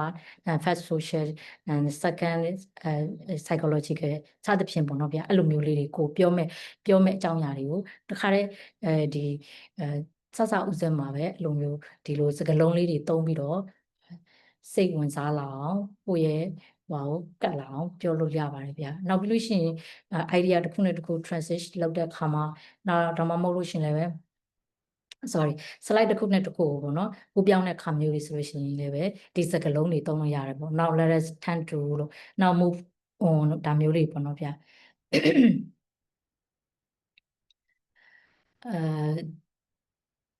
နောက်ပြီးလို့ရှိရင်ဒီchapter တစ်ခုနဲ့တစ်ခုပေါ့နော်ပြောလို့ဥတဲ့ခါမျိုးဆိုလို့ရှိရင်လည်းပဲ having explored the doctrinal basis I will now move on to ဒါမျိုးလေးတွေပေါ့နော်ဗျာအဲ့လိုမျိုးတွေလည်းပြောလို့ရတယ်နောက်တစ်ခုကကြာလို့ရှိရင် emphasis point တွေပေါ့နော် idea တွေပေါ့ idea ချိန်တဲ့ခါမှာ idea ကိုယ့်ရဲ့ main idea တွေကိုပြောတဲ့ခါမှာလည်းပဲ a key idea is ပါဖြစ်တယ်ပေါ့နော်ဗျာဒါမို့လို့ရှိရင်လည်း the main point is ပါဖြစ်တယ်ပေါ့ဒါမျိုးလေးတွေကိုဒီလိုကထည့်ပြီးတော့ပြောဆိုဖို့အတွက်ပြင်ဆင်ထားတဲ့နယ်ပေါ့နော်ဗျာနောက် conclusion ကိုပြောတဲ့အခါမှာလည်းပဲ to summarize လို့เนาะဗျာပြီးလို့ရှိရင် in contrast to earlier point the next idea show that ဒါမျိုးတွေပေါ့เนาะဗျာဒီ summarize လုပ်တဲ့အခါမှာလည်းပဲစကားလုံးလေးတွေကိုတခြားရွေးချယ်ပြီးတော့sample state post ဒီ exam word daily တွေကိုတခြားထည့်ဖို့လိုအပ်တယ်ပေါ့เนาะဗျာ နောက်တစ်ခုကကြလို့ရှိရင် question and answer time ကိုရောက်ပြီဆိုလို့ရှိရင်လည်းမရောက်ခင်လေးမှာကိုကဒီလိုစကားလုံးလေးတွေနဲ့ I'm now welcome your question and reflection စသဖြင့်ပေါ့နော်comment စသဖြင့်ကိုကအဲ့လိုစကားလုံးလေးတွေနဲ့ပေါ့နော်ဖိတ်မှန်တကားပြုရတယ်ပေါ့နော်ဗျာဆိုတော့ဒီပြတို့ဒီ site posting board လေးတွေကိုပြောခြင်းအားဖြင့်ဒီလိုရဲ့ presentation ဟာပို့ပြီးတော့ကြွလာပို့ပြီးတော့ပေါ့နော်စိတ်ဝင်စားဖွယ်ဖြစ်လာနိုင်တယ်ပေါ့နော်ဗျာဒီနေရာမှာပဲဒီလိုတခုဘာလေးကိုထည့်ပြောချင်တယ်ဆိုလို့ရှိရင်တစ်ခါတလေမှာပေါ့နော်ဒီလိုတွေက presentation လုပ်တဲ့အခါမှာ physical မလုပ်ရဘဲနဲ့ပေါ့နော် online ကနေလုပ်ရတာမျိုးတွေလည်းဖြစ်တတ်တယ်ဗျဆိုတော့အဲ့လို online ကနေလုပ်ရပြီပေါ့နော်ဒီလို Zoom meeting ကနေလုပ်ရတယ်ဒါမှမဟုတ်လို့ရှိရင်လည်း Google Meet ကနေလုပ်ရတယ်ပေါ့နော်Google Meet ကနေလောက်ရတာမျိုးတွေရှိတယ်ပေါ့နော်ဗျာအဲ့လိုonline ကနေလောက်ရပြီဆိုလို့ရှိရင်တပြို့တော့အဲ့ဒီမှာလည်းပဲလိုအပ်တဲ့အချက်လက်လေးတွေရှိတယ်ပေါ့နော်ခုနလိုမျိုးတပြို့အဲ့ဒါတွေထည့်တယ်ပေါ့နော်ဒါကြိုတင်ပြင်ဆင်ထားတာမျိုးမရှိလို့ပြောလို့ရတယ်ပေါ့နော်ဗျာဒါပေမဲ့ဘယ်လိုပြောမလဲဗျာဒီ online ကနေလောက်ရပြီဆိုလို့ရှိရင် physical နဲ့မတူဘူးဗျာဘာတွေလိုအပ်လဲဆိုလို့ရှိရင်အရေးကြီးဆုံးကဒီ environment ပေါ့နော် quiet environment လိုအပ်တယ်ကို concentrate လုပ်နိုင်လောက်မဲ့ environment ဖြစ်ရမယ်ပေါ့နော်ဗျာကောင်းကောင်း presentate ဒီကိုယ့်ရဲ့ presentation ကိုအောင်မြင်ဖြစ်မြောက်အောင်လုပ်နိုင်မဲ့ environment ပေါ့နော်လိုအပ်တယ်ပေါ့နော်ဗျာအဲ့ environment ကိုကြိုတင်ပြီးတော့ရွေးချယ်ထားရမယ်ပေါ့နော်ဗျာအဲ့လို background မျိုးနောက်တစ်ခုကကြာလို့ရှိရင်ဒီ presentation မစခင်မှာပဲကိုယ့်ရဲ့ပေါ့နော်အတန်တွေပေါ့နော်ဗီဒီယိုကင်မရာတွေစသဖြင့်အဲ့ဒါတွေကိုလည်းပဲတခြားချက်ထားဖို့လိုအပ်တယ်ဗျာမဟုတ်လို့ရှိရင်ဒီပြတို့online presentation တွေပေါ့နော်ဒီပြတို့နားထောင်ပူတယ်ပေါ့တချို့တွေမှာဆိုလို့ရှိရင်မကြောက်လို့ဆိုပြီးတော့ရှေ့ကိုတိုးလိုက်တဲ့အခါပါဇက်နဲ့ကင်မရာနဲ့ကတ်နေတာမျိုးတွေပေါ့နော်မျက်နှာနဲ့ကင်မရာနဲ့ကတ်သွားတာမျိုးတွေတချို့ကြတော့လည်းပဲအရင်ကင်မရာနဲ့လူနဲ့ဝေးသွားတာမျိုးတွေအဲ့ဒါမျိုးတွေကြုံရတတ်တယ်ပေါ့နော်ဒီတော့ခါကျတော့ဒီလိုကအစောကလေးရပေါ့နော်ကင်မရာနဲ့ကိုယ့်ရဲ့ခန္ဓာကိုယ်နဲ့ဘယ်လိုပုံစံဖြစ်နေမယ်ပြီးလို့ရှိရင်အတန်ကဘယ်လောက်တုံးရှိမယ်ပေါ့နော်အဲ့လိုမျိုးတွေကိုအကုန်လုံးဘောလုံးတွေကိုလည်းပဲချက်ထားဖို့လိုအပ်တယ်ပေါ့နော်ဗျာအဲ့ဒါမှတကယ် presentation လုပ်တဲ့ခါကြလို့ရှိရင်ကိုယ့်ရဲ့ exam level ဖြစ်နေတာတွေကအဲ့ဒါတွေနဲ့ပဲအချိန်တွေအများကြီးကုန်သွားနိုင်တယ်ပေါ့နော်ဗျာဆိုတော့မလိုအပ်ဖ ೇನೆ ပေါ့နော်မလိုအပ်ဖ ೇನೆ nervous ဖြစ်သွားနိုင်တယ်ပေါ့နော်အဲ့လိုနောက်ပြီးလို့ရှိရင်ဒီလို online presentation လုပ်တဲ့အခါမှာကိုယ် screen ကြည့်နေတာမျိုးဒါမှမဟုတ်လို့ရှိရင်စာအုပ်ကြည့်နေတာမျိုးတွေမဖြစ်ရဘဲနဲ့ကင်မရာကိုကြည့်ပြီးတော့ပြောတာမျိုးဖြစ်ရမယ်ပေါ့။ဘာကြောင့်လဲဆိုရင်ခြားနားထောင်တဲ့သူတွေကကိုယ့်ရဲ့ရုပ်ပုံကိုကင်မရာကနေကြည့်နေရတာမျိုးဗျာ။ဆိုတော့ကိုယ့်ရဲ့အကြည့်တွေ eye contact ကကင်မရာမှာရှိနေရမယ်ပေါ့နော်ဗျာ။အခြားနေရာမှာဖြစ်နေလို့မရဘူး။ဆိုတော့screen မှာကြည့်နေတာမျိုးတွေမဖြစ်အောင်သတိထားရမယ်ပေါ့နော်ဗျာ။ online presentation တွေမှာဆိုလို့ရှိရင်နောက်တစ်ခုကကြာလို့ရှိရင်online presentation ဆိုရင်ပို့ပြီးတော့ဒီ PowerPoint slide တွေကိုအသုံးပြုဖို့လိုအပ်တယ် screen share တာတွေကောင်းကောင်းမွန်မွန်လုပ်တတ်ဖို့လိုအပ်တယ်ပေါ့နော်ဗျာဒါကတော့ဒီပြီးတော့ဒီနေရာမှာထည့်ပြီးတော့ပြောသွားတာမျိုးပေါ့ဗျာonline presentation ဆိုလို့ရှိရင်ဘယ်လိုလုပ်ရမလဲဆိုတာပေါ့နော်ဗျာဘယ်လိုပြင်ဆင်မှုတွေလုပ်ရမလဲဆိုတာကိုပြောပြတာပါဗျာနောက် slide တစ်ခုတာချင်ပါတယ်ဒီမှာဒါကတော့နောက်ဆုံးတစ်ခုပေါ့နော်ဗျာကဲ presentation ပြီးပြီပေါ့နော်ပြီးပြီဆိုတဲ့အခါကျလို့ရှိရင်ဒီလိုက question တွေလာတော့မယ်ပေါ့နော်ဗျာအဲ့ဒီ question တွေကိုဘယ်လိုဖြေရှင်းမလဲဘယ်လို kind တွေဖြေရှင်းမလဲပေါ့နော်ဗျာအဲ့ဆိုတော့ confidently ပါဗျာကိုယ့်ရဲ့ယုံကြည်မှုရှိပေါ့နော်question တွေကိုဒီလိုကအလင်းတင်တယ်လက်ခံပြီးတော့ဖြေရှင်းဖို့လိုအပ်ပါတယ်ဒီတော့ question တွေမလာခင်မှာတပည့်တော့ဘာလေးလုပ်ဖို့လိုလဲဆိုရှင် and with a strong နဲ့ closing sentence ပေါ့ဗျာဒီကိုယ့်ရဲ့ဘောနော် presentation လုပ်ပြီးတဲ့အချိန်မှာပေါ့နော် question တွေကိုဖိတ်တော့မယ်ပေါ့ invite လုပ်တော့မယ်အဲ့ဒီအချိန်မှာတပည့်တော့ဒီကိုယ့်ရဲ့ presentation ကိုပြီးဆုံးတဲ့ end sentence ကအရေးပါတယ်ဗျာအဲ့ဒီဘောနော်နောက်ဆုံးပေါ့နော်ဆုံးသက်တဲ့ sentence လေးဆိုလို့ရှိရင်strong ဖြစ်နေရမယ်ပေါ့နော်ဗျာဘာလဲဆိုလို့ရှိရင်ထားပါတော့တပည့်တော်ရဲ့ channel ဆိုလို့ရှိရင်ဂါတော့ social တက်အတွက်မဟုတ်ဘူး spiritual development အတွက်လည်းအရေးပါတယ်ဆိုပြီးတော့ပြောပြီးတော့မှI'm welcome your question and comment or ဒါမျိုးတွေပြောဖို့လိုအပ်တယ်ပေါ့နော်ဗျာဒါကတော့ပထမဆုံးအနေနဲ့ဒီ question နေမလာခင်မှာကိုကကိုယ့်ရဲ့ closing sentence ကို strong ဖြစ်ပြောဖို့လိုအပ်တယ်ဗျာနောက်တစ်ခုကကြလို့ရှိရင် during question ပေါ့နော်ဗျာ question နဲ့ answer အချိန်နဲ့မှာဆိုလို့ရှိရင်ဘာပြရမလဲဆိုရင်ပထမဆုံး listen carefully ပေါ့နော်ဗျာquestion တစ်ခုရောက်လာပြီဆိုလို့ရှိရင်အရင်ဆုံးသိချာနားထောင်ရမယ်ဗျာနားမလည်ရင်ပြန်မေးလို့ရတယ်ဗျာဆိုတော့တေချာနားထောင်ရမယ် repeat the question ပေါ့နော်ကိုကတေချာအောင်ပေါ့နော်နားလည်လိုက်တယ်ဒါပေမဲ့တေချာအောင်ပြန်ပြီးတော့ you mean do you mean ဒါမျိုးလေးပေါ့နော်မင်းဆိုလိုတာဒါလားဆိုတာဟာကိုတေချာအောင်အဲ့ဒီ question ပြန်မေးတာမျိုးတွေလုပ်ဖို့လိုအပ်တယ်ပေါ့နော်ဗျာနောက်တစ်ခုက stay respectful and grounded ပေါ့နော်အဲ့ဒီ question time မှာဆိုလို့ရှိရင်ကိုကအရင် over confident ဖြစ်နေတာမျိုးတွေလည်းမဖြစ်ရဘူးပေါ့နော်ဗျာအရင်ပေါ့နော်အရင်လောပြီးတော့ဖြေတော့မဲ့ပုံစံမျိုးတွေလည်းမဖြစ်ရပဲねပေါ့နော်ကိုယ့်ရဲ့ဒီ question ဖြေတဲ့ပုံစံrespectful ဖြစ်နေရမယ် grounded ဖြစ်နေရမယ်ပေါ့နော်ဗျအဲ့ဒါမှဒါလင်းပေါ့နော်ဒီလို presentation ကပို့ပြီးတော့ပြည့်စုံနဲ့အောင်မြင်ဖြစ်တယ်လို့ပြောလို့ရမယ်ပေါ့နော်ဗျနောက်တစ်ခုကကြာလို့ရှိရင်ဒီလိုကဒီ ဖြေကိုသိတယ်ပေါ့နော်ဗျာအဲ့ဒီအဖြေကိုသိတယ်ဆိုလို့ရှိရင်အတိအကျကို quotation ပေးပြီးတော့ဖြေလိုက်လို့ရတယ်အကယ်၍အဖြေကိုကိုမသိကြနေဘူးပေါ့နော်မသိကြနေဘူးဆိုလို့ရှိရင်ကို I will explore it further ပေါ့နော်ပို့ပြီးတော့ငါလေ့လာပါအောင်မယ်စသဖြင့်ပေါ့နော်နောက်ပြီးလို့ရှိရင် I will discuss with my supervisor ပေါ့နော်ဗျာကိုရဲ့ supervisor နဲ့ဆွေးနွေးပါအောင်မယ်စသဖြင့်ပေါ့နော်တေချာဒီလို respectful ဖြစ်ပြောဖို့လိုအပ်တယ်ပေါ့နော်ဗျာအဲ့လိုမှမဟုတ်လို့ရှိရင်ဒီလိုကကြည့်ရတဲ့သူရောပေါ့နော်ကျောင်းသားနဲ့ဆရာကြားထဲမှာရှိတဲ့ relationship တွေရောပေါ့နော်ဒါတွေကအများကြီးတက်ရောက်မှုဖြစ်နိုင်တယ်ပေါ့နော်ဗျာနောက်တစ်ခုကကြာလို့ရှိရင် critical question တွေကိုဘယ်လို handle လုပ်မလဲပေါ့နော်ဗျာဆိုတော့ critical question တွေလာပြီဆိုလို့ရှိရင်တပည့်တော်ကပြန်ပြီးတော့ညင်မငင်း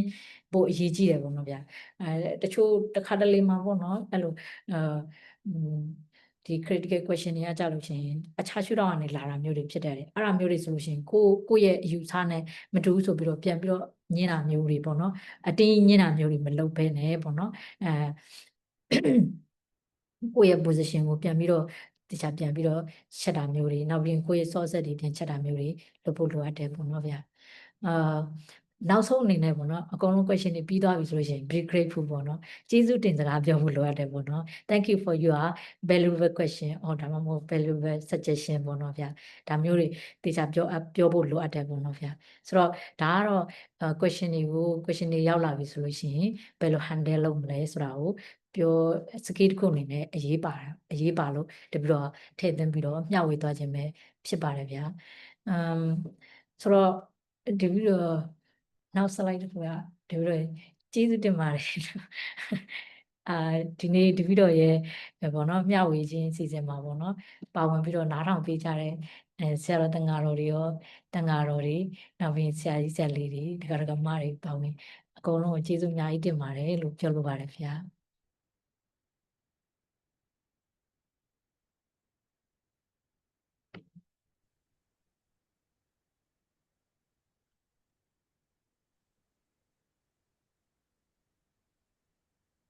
မှတ်တမ်းဒီပြောသွားပြီလား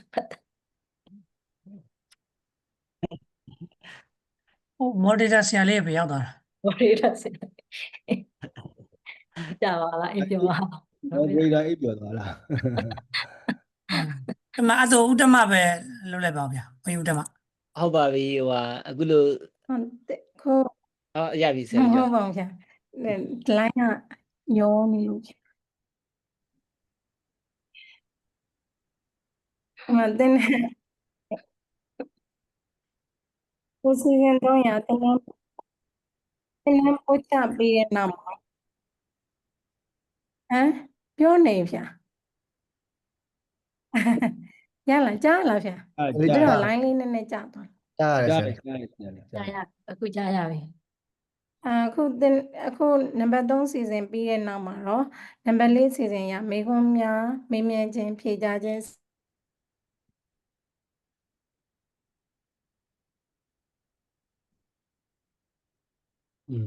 line သူ့ဘက်က line ဖြစ်တာ ဟိုဟာမေးမဲ့သူတွေအောင်ရပါတယ် ကဲမေးခွန်းမေးမဲ့ပုဂ္ဂိုလ်တွေမှာလက်လေးထောင်ပြီးတော့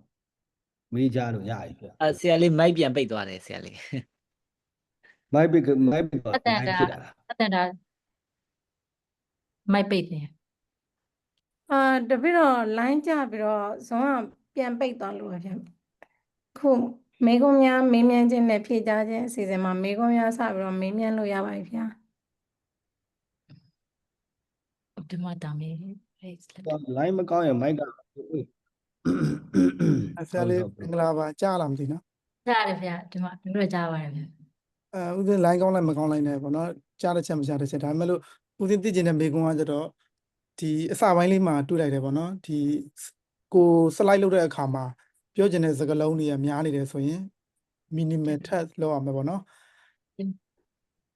အားလေးနဲ့ပတ်သက်ပြီးတော့ဆရာလေးနည်းနည်းလေးထပ်ရှင်းပြလို့ရမလားမသိဘူးဥပမာအပြင်ဥစဉ်တော့ introduction ရေးတဲ့အခါဆိုရင်တခါတလေစလုံးကအများကြီးကိုပြချင်တယ် slide အနေနဲ့တစ်ခုနှစ်ခုမိုင်ကုန်နှစ်ခုထပ်ပို့ပြီးမလုပ်ချင်ဘူးပေါ့နော်အဲ့ဒါဆိုရင်ဒီစလုံးရည်တွေကိုရှော့ချပုံနီလန်းလေးပေါ့လေလိုရင်းတူရှင်လေးအဲ့လိုမျိုးလေးဆရာလေးအနေနဲ့ပြောပြလို့ရရင်ပြောပြပေးပါလား တင်ပါဗျာတင်ပါဗျာတပည့်တော်ရဲ့ပေါ့နော်ဒါပြောရရင်တော့တပည့်တော်ရဲ့ကျမ်းဝင်ပြောမှရမှာဗျာသူများဟာကြကွာမသိဘူးလေနော်ဗျာဆိုတော့တပည့်တော်ဂါရောအကြောင်းကိုရေးမယ်လို့ဒီ introduction လုပ်တဲ့အခါမှာပေါ့နော်ဘာလို့အဓိကထည့်ရလဲဆိုလို့ရှိရင်ဂါရောကမင်္ဂလာတုတ်ထဲမှာပါတာကိုလူတိုင်းသိတယ်ပေါ့နော်ပြီးလို့ရှိရင် ego ထိုထဲမှာဂါရောကနဲ့ပတ်သက်ပြီးတော့တုတ်တန်တွေအများကြီးပါတယ်ဆိုတာသိတယ်ပေါ့နော်ဗျာဆိုတော့အဲ့ဒါကိုတပည့်တော်ကအရင်ဆုံး background အရင်ဆုံးထည့်ပေးရတယ်ဗျာ background ဒီမှာဒီလိုပြောတာပြီးလို့ရှိရင်ဒုက္ခံခေါ်ပေါ့နော်အကာရော viharati update တော့ပေါ့နော်ဗျာဂါရောမရှိဘဲနေထိုင်ရခြင်းဟာဆင်းရဲတယ်ပေါ့နော်ဗျာအဲ့လိုမျိုးလေးအဲ့ဒီပါဠိတွေကိုတပည့်တော်ကအရင်ဆုံးကိုယ့်ရဲ့ပေါ့နော် main ဖြစ်လောက်မဲ့စကားလုံးကိုတပည့်တော်ကအရင်ဆုံးထည့်ပြရတယ်နောက်ပြီးရင် background ထည့်ရမယ်ပေါ့နော်ဗျာအဲ့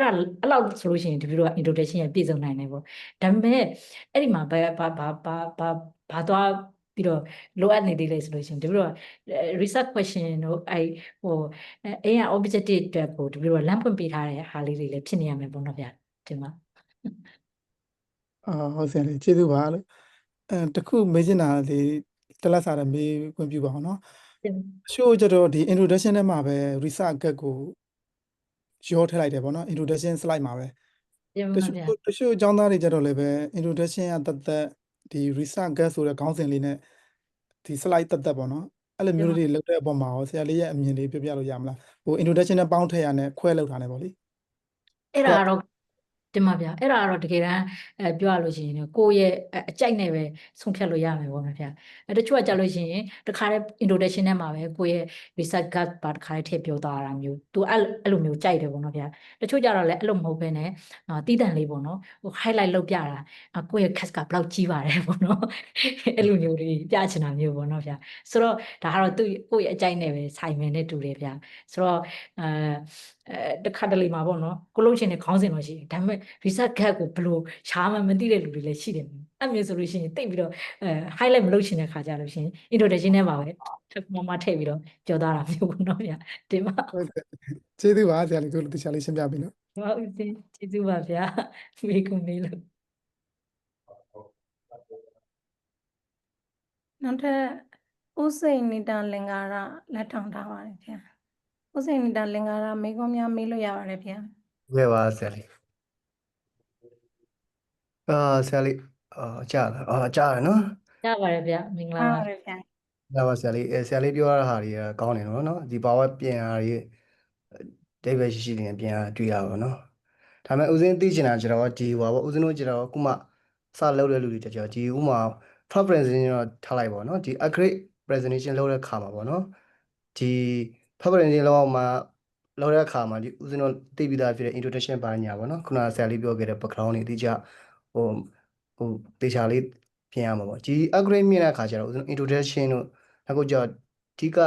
upgrade မြင့်မဲ့ chapter ကိုပဲအဓိက introduction လုပ်ရသလားဒါမှမဟုတ်လဲပုံမှန်တိုင်းပဲဦးဇင်းတို့ preparation တိုင်းပဲသွားပြီးတော့လုပ်ရသလားပေါ့နော်နောက်တစ်ခုကျတော့နှိုင်းရှင်တဲ့အခါမှာလဲဆရာလေးခုနကပြောသလိုပေါ့နော်ဒီတစ်ခုနဲ့နှိုင်းရှင်မယ်ဆိုဘယ်လိုဟာလီသုံးဖို့အဆင်ပြေနိုင်မလဲပေါ့နော်ဥပမာဆရာလေးခုနကပြော grass chest အစစီပေါ့နော်အဲ့ဆိုတော့ဒီလိုတစ်ခုနဲ့ compare လုပ်တဲ့အခါမှာဘယ်လို slide တွေကဘယ်လိုကိုယ့်တက်ဘယ်လိုပို့ပြီးတော့ကြည့်ကောင်းတယ်ပေါ့နော်အဆင်ပြေနိုင်မှာအဲ့ဒါသိချင်တော့ဆရာလေးသိချင် ဒီမှာတပြည့်တော့နားလဲတာဦးစင်း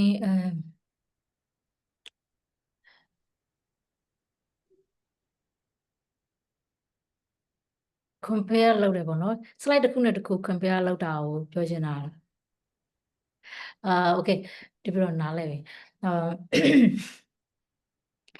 accurate presentation လုပ်တဲ့အခါမှာ introduction ကိုရေးတဲ့အခါပေါ့နော်ဒီ first presentation ရဲ့ introduction ဒါပထမ question ပေါ့နော် first presentation introduction နဲ့ဒီ accurate presentation ရဲ့ introduction ဘယ်လိုခွာလဲပေါ့နော်ဗျာအဲ့ကကြတော်တော်ခွာသွားပြီဗျာဒီပြီးတော့ရေးနဲ့ကွာ presentation ဒီ chapter နှစ်ခုလောက်ပြီးပြီဆိုကြရဒီဘောနော်ကိုယ့်ရဲ့ရေးတဲ့ skill ကလည်းပဲတက်လာတာဗျာဆိုတော့အခါကျတော့ဒီ introduction ဘောနော်ဒီ introduction ရေးတဲ့အခါမှာလည်းပဲမတူတော့ဘူးဗျာ first presentation introduction နဲ့လုံးဝမတူတော့မတူဆိုတာလုံးဝကွဲသွားတာမျိုးမဟုတ်ဘူးပေါ့နော်ဗျာဒါပေမဲ့သွားခြင်းနဲ့ဘောနော်ဘယ်လိုပြောမလဲရေးတဲ့ပုံစံချင်းလည်းမတူတော့တလို့မျိုးပေါ့နော်ဗျာအကြောင်းအရာလေးတွေလည်းပဲပေါ့နော်ပို့ပြီးတော့ဒီဘက် accurate presentation မှာဆိုလို့ရှိရင် introduction ရေးတဲ့အခါနည်းနည်းကျွမ်းသွားတဲ့သဘောရှိတာပေါ့နော်ဗျာဆိုတော့ပို့ပြီးတော့ဒီဘက် accurate presentation မှာဆိုလို့ရှိရင် introduction ရေးတဲ့အခါကြလို့ရှိရင်ကိုယ့်ရဲ့ဒီ accurate presentation accurate လုပ်မဲ့ပေါ့နော် chapter အကြောင်းကိုပဲရေးတာမျိုးမဟုတ်ပါဘူးတကယ်တမ်းကတော့ဒီပြလို့ကျန်တစ်ခုလုံးရဲ့ introduction ကိုရေးတာပါဒါပေမဲ့ရှေ့မှာရေးခဲ့တဲ့ first presentation မှာရေးခဲ့တဲ့ introduction တွေကတော့မတူတော့တာတော့အမှန်ပဲဗျဒီမှာဆိုတော့ကိုလုံးမဲ့ accurate လုံးမဲ့ chapter အတွက်ပဲ introduction ရေးတာမျိုးမဟုတ်ဘူးဗျaccurate လုံးမဲ့ဟာအတွက်ကနောက် slide တွေမှာပါလိမ့်မယ်ဗျ accurate ကဘာအတွက် accurate လုံးမယ်ပေါ့နော် enlarge လုံးမှာလားဒါမှမဟုတ် chapter တိုးတာလားပေါ့နော်ရှိတဲ့ chapter ကိုချဲ့တာလားအဲ့ဒါတွေကနောက် slide တွေမှာပါလိမ့်မယ်ဗျဒီမှာ introduction မှာမနေသေးဘူးဟုတ်ကဲ့ဟိုပါပေါ့ comparative နော် comparative လုပ်တဲ့ခါ comparative ဆိုတော့ပေါ့ဥပမာဘယ်တုတ်တန်ကအခုကဆရာလေးပြောသလိုပဲနော်ခရောနဲ့ဥစဉ်ဆိုရင်ပေါ့နော်ဒီပုဂ္ဂလာပေါ့နော်ပုဂ္ဂလာပညာတိမှာရှိရဲPDF မူနဲ့ဒီတခြားဒီမြန်မာ traditional မူနဲ့အခြားစင်္ဂလာမူနဲ့အဲ့လို compare လုပ်ရမယ့်အရာတွေကြုံလာခဲ့ရင်ပေါ့နော်အဲ့ slide ကို blue slide သုံးတင်တယ်ပေါ့နော်ဥပမာ graph သုံးမလားchat ပုံစံနဲ့သုံးတင်သလားပေါ့နော်အဲ့ဒါချက်သိချင်တယ်ပေါ့နော်ဗျာဒီမှာတစ်ခုနဲ့တစ်ခုပေါ့နော်နှိုင်းရှင်ပြတဲ့ခါမှာပေါ့နော်ဒီပြီးတော့ဇာခွဲသုံးတင်သလားပေါ့နော်အဲ့လိုမျိုးထိုင်လိုင်းကိုသုံးတင်သလားမရပေါ့နော်ဗျာအဲ့ဆိုတော့အဲ့ဒါကတော့တပြီးတော့အနေနဲ့ကတော့ပေါ့နော်ဟိုတပြီးတော့ရဲ့ကျမ်းမှာတော့အဲ့လိုမျိုး compare လုပ်တာမျိုးမပါတဲ့ခါကျတော့ကောင်းကောင်းတော့သိမသိဘူးပေါ့နော်ဒါပေမဲ့တပြီးတော့အထင်ပေါ့နော်ဗျအထင်ကတော့တပြီးတော့ထင်တယ်ပေါ့နော်ဇာအကွက်ထဲမှာပဲဟိုဘက်ဒီဘက်အဲ့လိုမျိုးနှိုင်းရှင်းပြတာမျိုးတွေလည်းတပြီးတော့မြင်ဘူးတယ်ပေါ့နော်ဗျသူများ presentation တွေမှာဆိုရင်ဇာအကွက်ထဲမှာဒီဘက်မှာဆိုလို့ရှိရင်ထားပါတော့ဦးစင်ပြောသလိုမျိုးဆိုလို့ရှိရင်ဒီဘက်မှာဆိုရင်ပါဠိတော်ကဒါတက္ကတာပေါ့နော်အဲ့လိုမျိုးတွေနှိုင်းရှင်းပြတာမျိုးတွေပေါ့နော်ဇာအကွက်နဲ့အဲ့လိုမျိုးတွေတော့မြင်ဘူးတယ်ဗျကောင်းကောင်းတော့တပြီးတော့အကြံမပေးတတ်ဘူးဗျဆိုတော့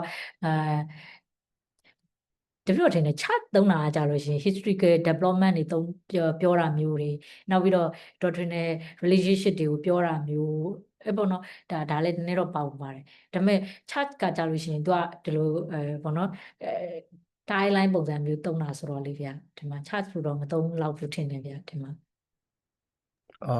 ဟုတ်ကဲ့ပဲဇာတ်3လောက်ဆိုရင်တော့အဆင်ပြေနိုင်တာပေါ့နော်အဲ့လိုပြောရအောင်diagram ကျေးဇူးတင်ပါတယ်ဦးစင်ပြီးတယ်လားဗျအဲ့ဆိုရင်နောက်ထပ်လက်ထောင်ထားတဲ့ Venerable Nandiya ကိုမေးခွန်းများမေးလို့ရပါပြီဗျာဆရာလေးမင်္ဂလာပါမင်္ဂလာပါဦးစင်ဒီမှာဟုတ်မတွေ့ရပဲကြာပြီ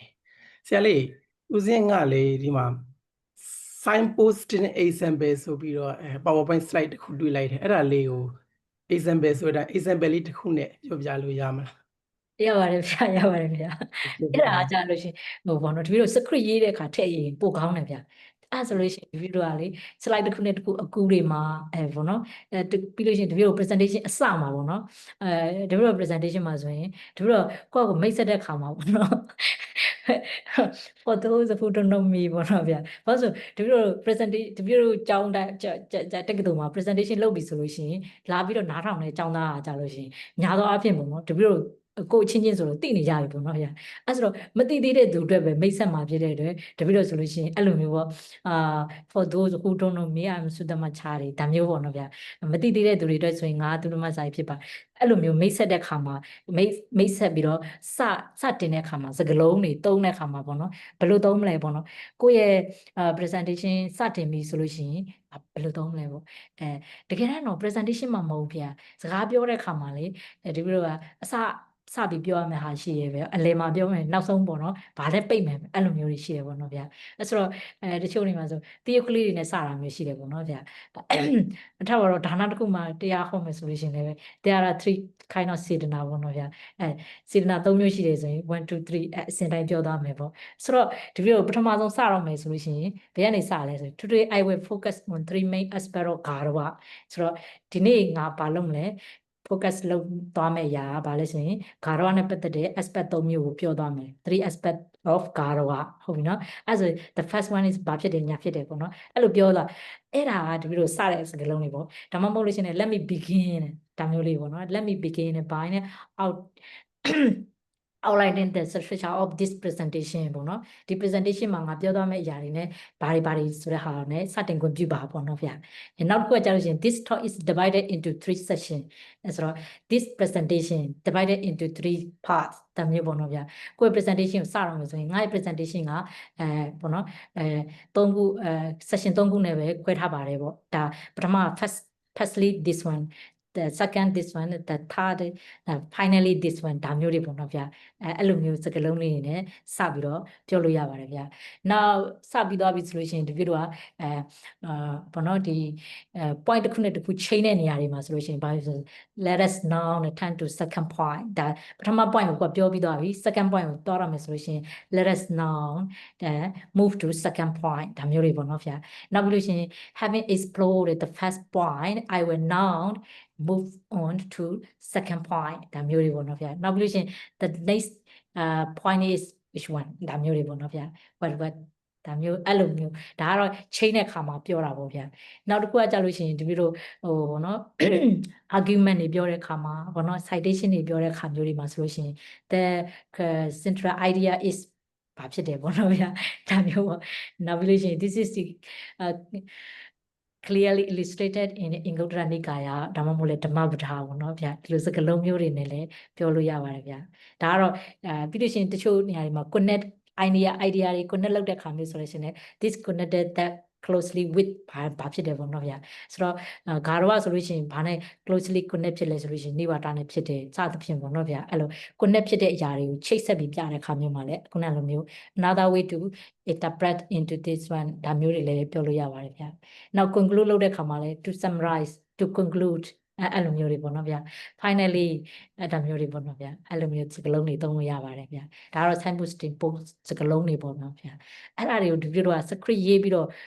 ကိုယ့်ရဲ့ presentation လုပ်တော့မယ်ဆိုရင် script ရေးထားတာမျိုးပေါ့နော်စာရွက်နဲ့ဖြစ်ဖြစ်ကိုယ့်ရဲ့ iPad နဲ့ပဲဖြစ်ဖြစ်အဲ့လိုရေးပြီးတော့ပြောတာပိုကောင်းတယ် slide နဲ့ကိုယ့်ရဲ့ script နဲ့တိုက်ထားမယ်ပေါ့နော်ဗျာအဲ့လိုမျိုးအဲ့ဆိုလို့ရှိရင်ကိုပြောရတာပို့ပြီးတော့smooth ဖြစ်တယ်ပေါ့နော်ဗျာဒီမှာဒါပေမဲ့ကြုံရတယ်တချို့ပေါ့နော် presenter တွေကအင်္ဂလိပ်စကားလည်းကောင်းတယ် presentation လုပ်တာလည်းကောင်းတယ်ဒါပေမဲ့အောက် presentation လုပ်တဲ့ subject အကြောင်းအရာလည်းကောင်းတယ်ပေါ့နော်ဒါပေမဲ့အဲ့လို script ရေးမထားတဲ့ခါကြလို့ရှိရင်လေဘာဖြစ်တတ်လဲဆိုလို့ရှိရင်တစ်ခုနဲ့တစ်ခုအကူတွေမှာဆိုရင်စကားနည်းနည်းအားတာမျိုးတွေဖြစ်တတ်တယ်ဗျာဆိုတော့အရန်တော်တဲ့သူတွေတောင်မှ script ရေးပြီးတော့ပေါ့နော်လောက်ကြတာဆိုတော့ပေါ့နော်ဗျာအဲ့ဒါတစ်ခုပေါ့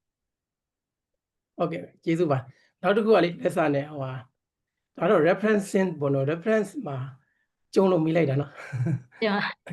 reference မှာဦးဇင်းတို့ဒီ topic တွေပေါ့နော်5ခု6ခုပေါ့နော်စုထားတယ် edit လုပ်ထားတဲ့ဆရာသူ့စာအုပ်တုပ်ထဲမှာစာရေးဆရာ4ယောက်5ယောက်ရဲ့ဒီ topic တွေကိုစုထားတယ်အဲ့အချိန်မှာဆိုရင် reference ကိုဘယ်စာအုပ်ကိုပေးရတယ် edit လုပ်တဲ့ဆရာကလည်းစာရေးဆရာကလည်းသူ့ရဲ့စာအုပ်ကိုခေါင်းစဉ်နဲ့လာတယ်ပေါ့နော်ခေါင်းစဉ်နဲ့လာတယ်ဘေကုအနာလေရောဆိုလို့ရှိရင်လည်း तू ကသူ့ရဲ့ဟို topic ခေါင်းစဉ်ပါတယ်ပေါ့နော် topic ခေါင်းစဉ်ပါတယ်ဘယ်နှခု5ခုမြောက်လည်းဖြစ်ရင်ဖြစ်မှာ4ခုမြောက်လည်းဖြစ်ရင်ဖြစ်မှာပေါ့နော်စာမျက်နှာကလည်းအဲ့လိုအဲ့တော့အဲ့ဒါကိုကျတော့ reference ဘယ်လိုပေးမလဲပေါ့နော်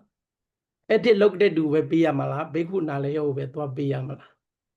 ဘယ်လိုပေါင်းပေးရမှာလား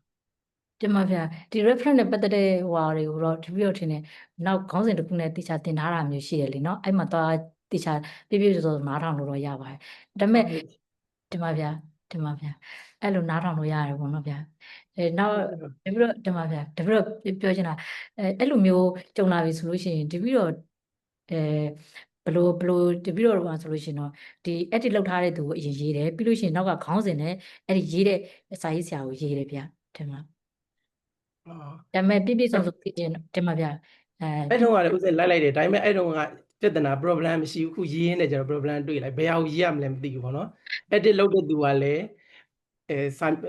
နာမည်လည်းပါတယ်စာအုပ်နာမည်လည်းပါတယ်ဘေကုနာလေးရောဆိုလို့ရှိရင်လည်းသူကခေါင်းစဉ်ပါတယ်သူ့ခေါင်းစဉ်ညွှန်လိုက်ရင်လည်းစာအုပ်ကဘယ်စာအုပ်မှမသိအဲ့လိုဖြစ်တော့မှာဆိုလို့ကျေးဇူးတင်ပါဗျာကျေးဇူးတင်ပါတယ်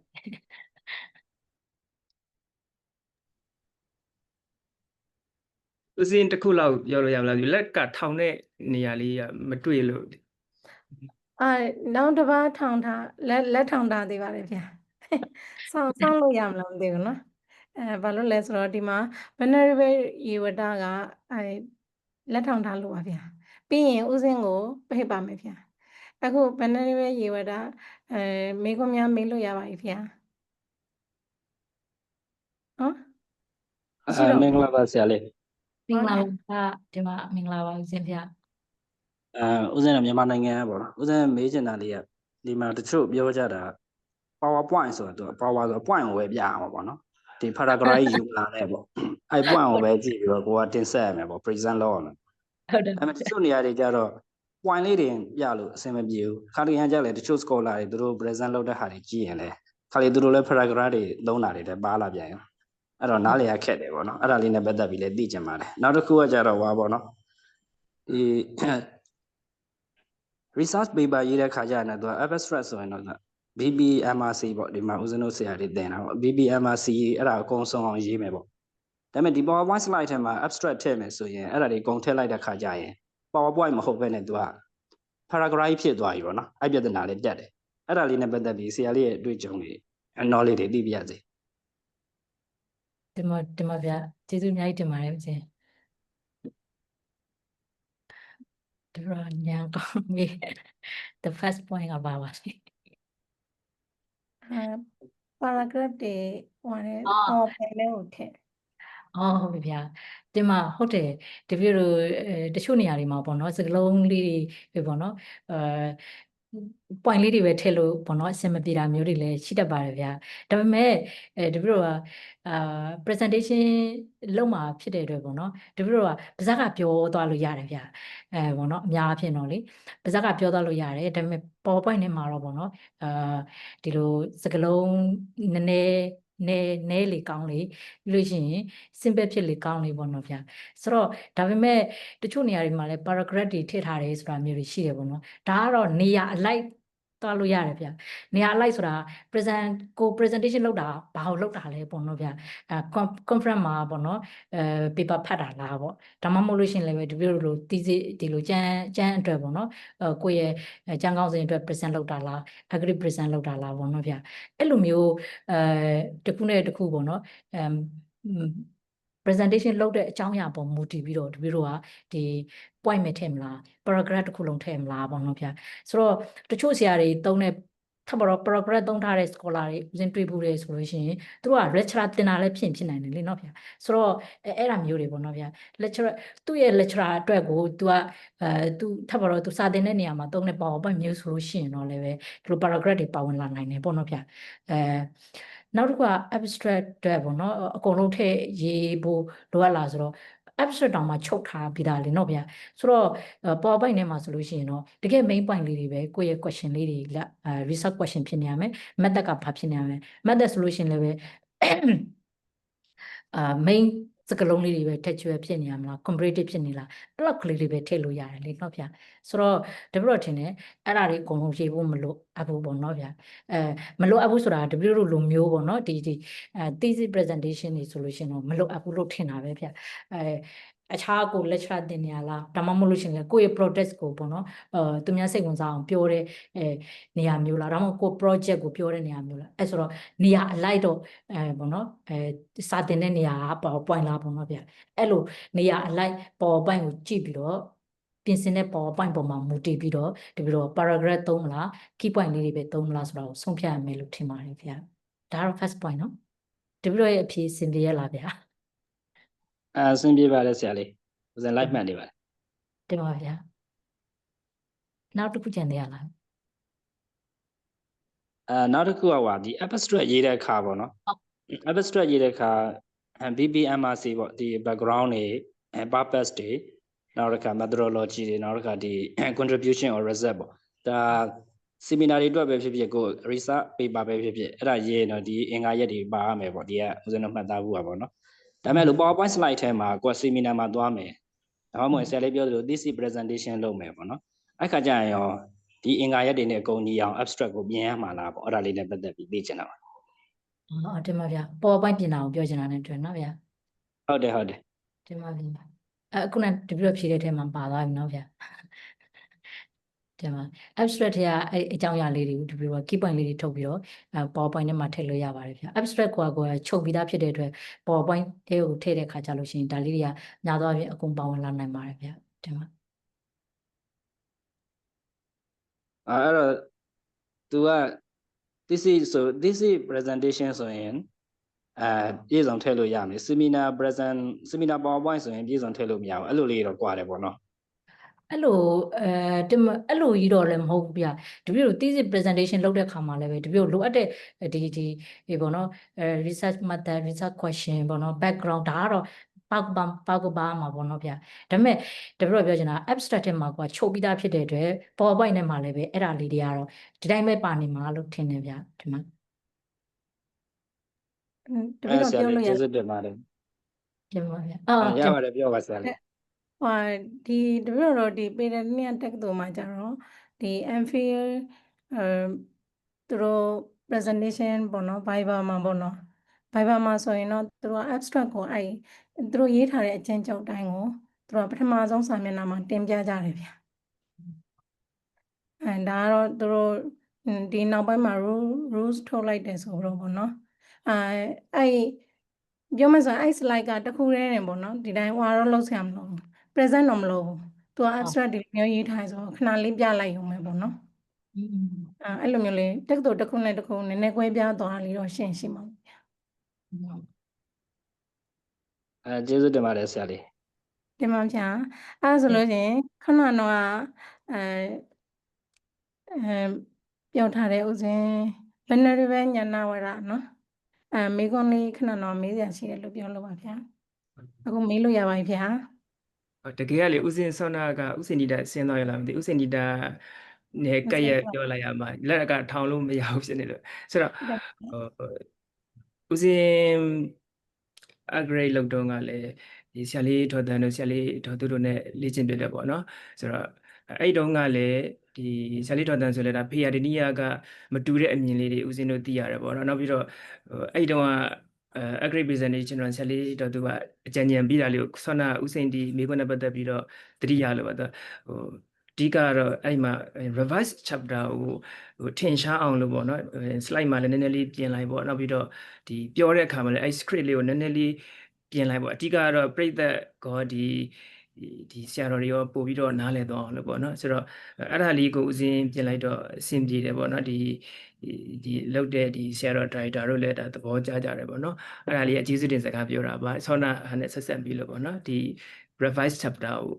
upgrade လုပ်တဲ့အခါပို့ပြီးတော့ထင်ရှားအောင်နားလည်အောင်မျက်လုံးနဲ့မြင်အောင်ပေါ့နော်နောက်တစ်ခုကဆောနာဥစဉ်ဒီပြောတဲ့ထဲမှာသူ compare လုပ်တာနဲ့ပတ်သက်ပြီးတော့ဥစဉ်ရဲ့အမြင်လေးပေါ့နော်သူက graphic တွေအတက်အကျတွေကြတော့ဆရာလေးပြောထားသလိုပဲဒီခုနှစ်တွေနောက်ပြီးတော့အရေးအတွက်တွေပါတဲ့အခါကျတော့အတက်အကျဒီပုံစံမျိုးနဲ့သုံးတယ်ပေါ့နော်သူကတော့ဒီ quantitative ပုံစံမျိုးပဲပုံမှန်ဇယားလေးကတော့ပုံမှန် compare တွေမှာသုံးတယ်ပေါ့နော်အဲ့ဒါလေးတတိယလို့comment ပေးတာကျေးဇူးတင်စကားပြောတာဒါလေးပါဆရာလေးကျေးဇူးတင်ပါတယ်ဦးစင်ကျေးဇူးတင်ပါတယ်ဦးစင်နောက်ထပ်question မေးမဲ့သူတွေရှိသေးလားဗျာဒီမှာလက်ထောင်တာတော့မတွေ့တော့ ကျေးဇူးပါဖရားဦးရင်တော့ဗျာ အဲ့ဆိုရင် question မေးတဲ့သူမရှိတော့ဘူးမလိုက်ပါတော့ဗျာလက်ထောင်တာရောစောက်ပို့ထားအောင်မရှိတဲ့အတွက်အဲ့ဒါကြောင့်မို့တပည့်တော်ရဲ့အစီအစဉ်တိုင်းပဲအစီအစဉ်နံပါတ်4မိကုံးများမေးမြန်းခြင်းနဲ့ဖြေကြားခြင်းအစီအစဉ်ဟာဒီမှာပြီးသွားပါပြီဗျာနောက်စီစဉ်နံပါတ်5အရာကျေးဇူးတင်စကားပြောကြားခြင်းနဲ့သင်တန်းပိတ်သိမ်းခြင်းတို့ဖြစ်ပါတယ်ဗျာဆိုဒါကြောင့်မို့လို့ဒီကနေ့ပေါ့နော်ဒေါသရမစာရီလင်္ကာရကနေပြီးတော့နောက်ဆုံးပိတ်သင်တန်းဖွင့်ပွဲသင်တန်းမကုဒရာမသုတေသန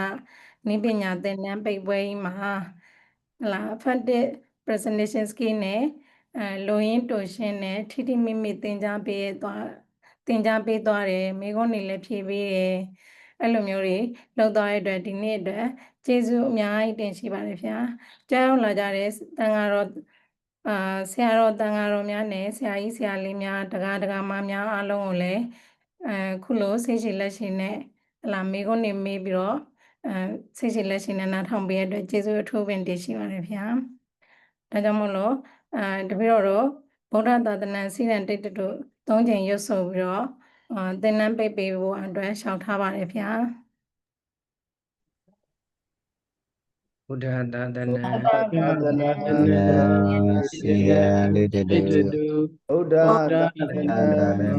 စီရန်လေးတတူဘုဒ္ဓသာသနာစီရန်လေးတတူ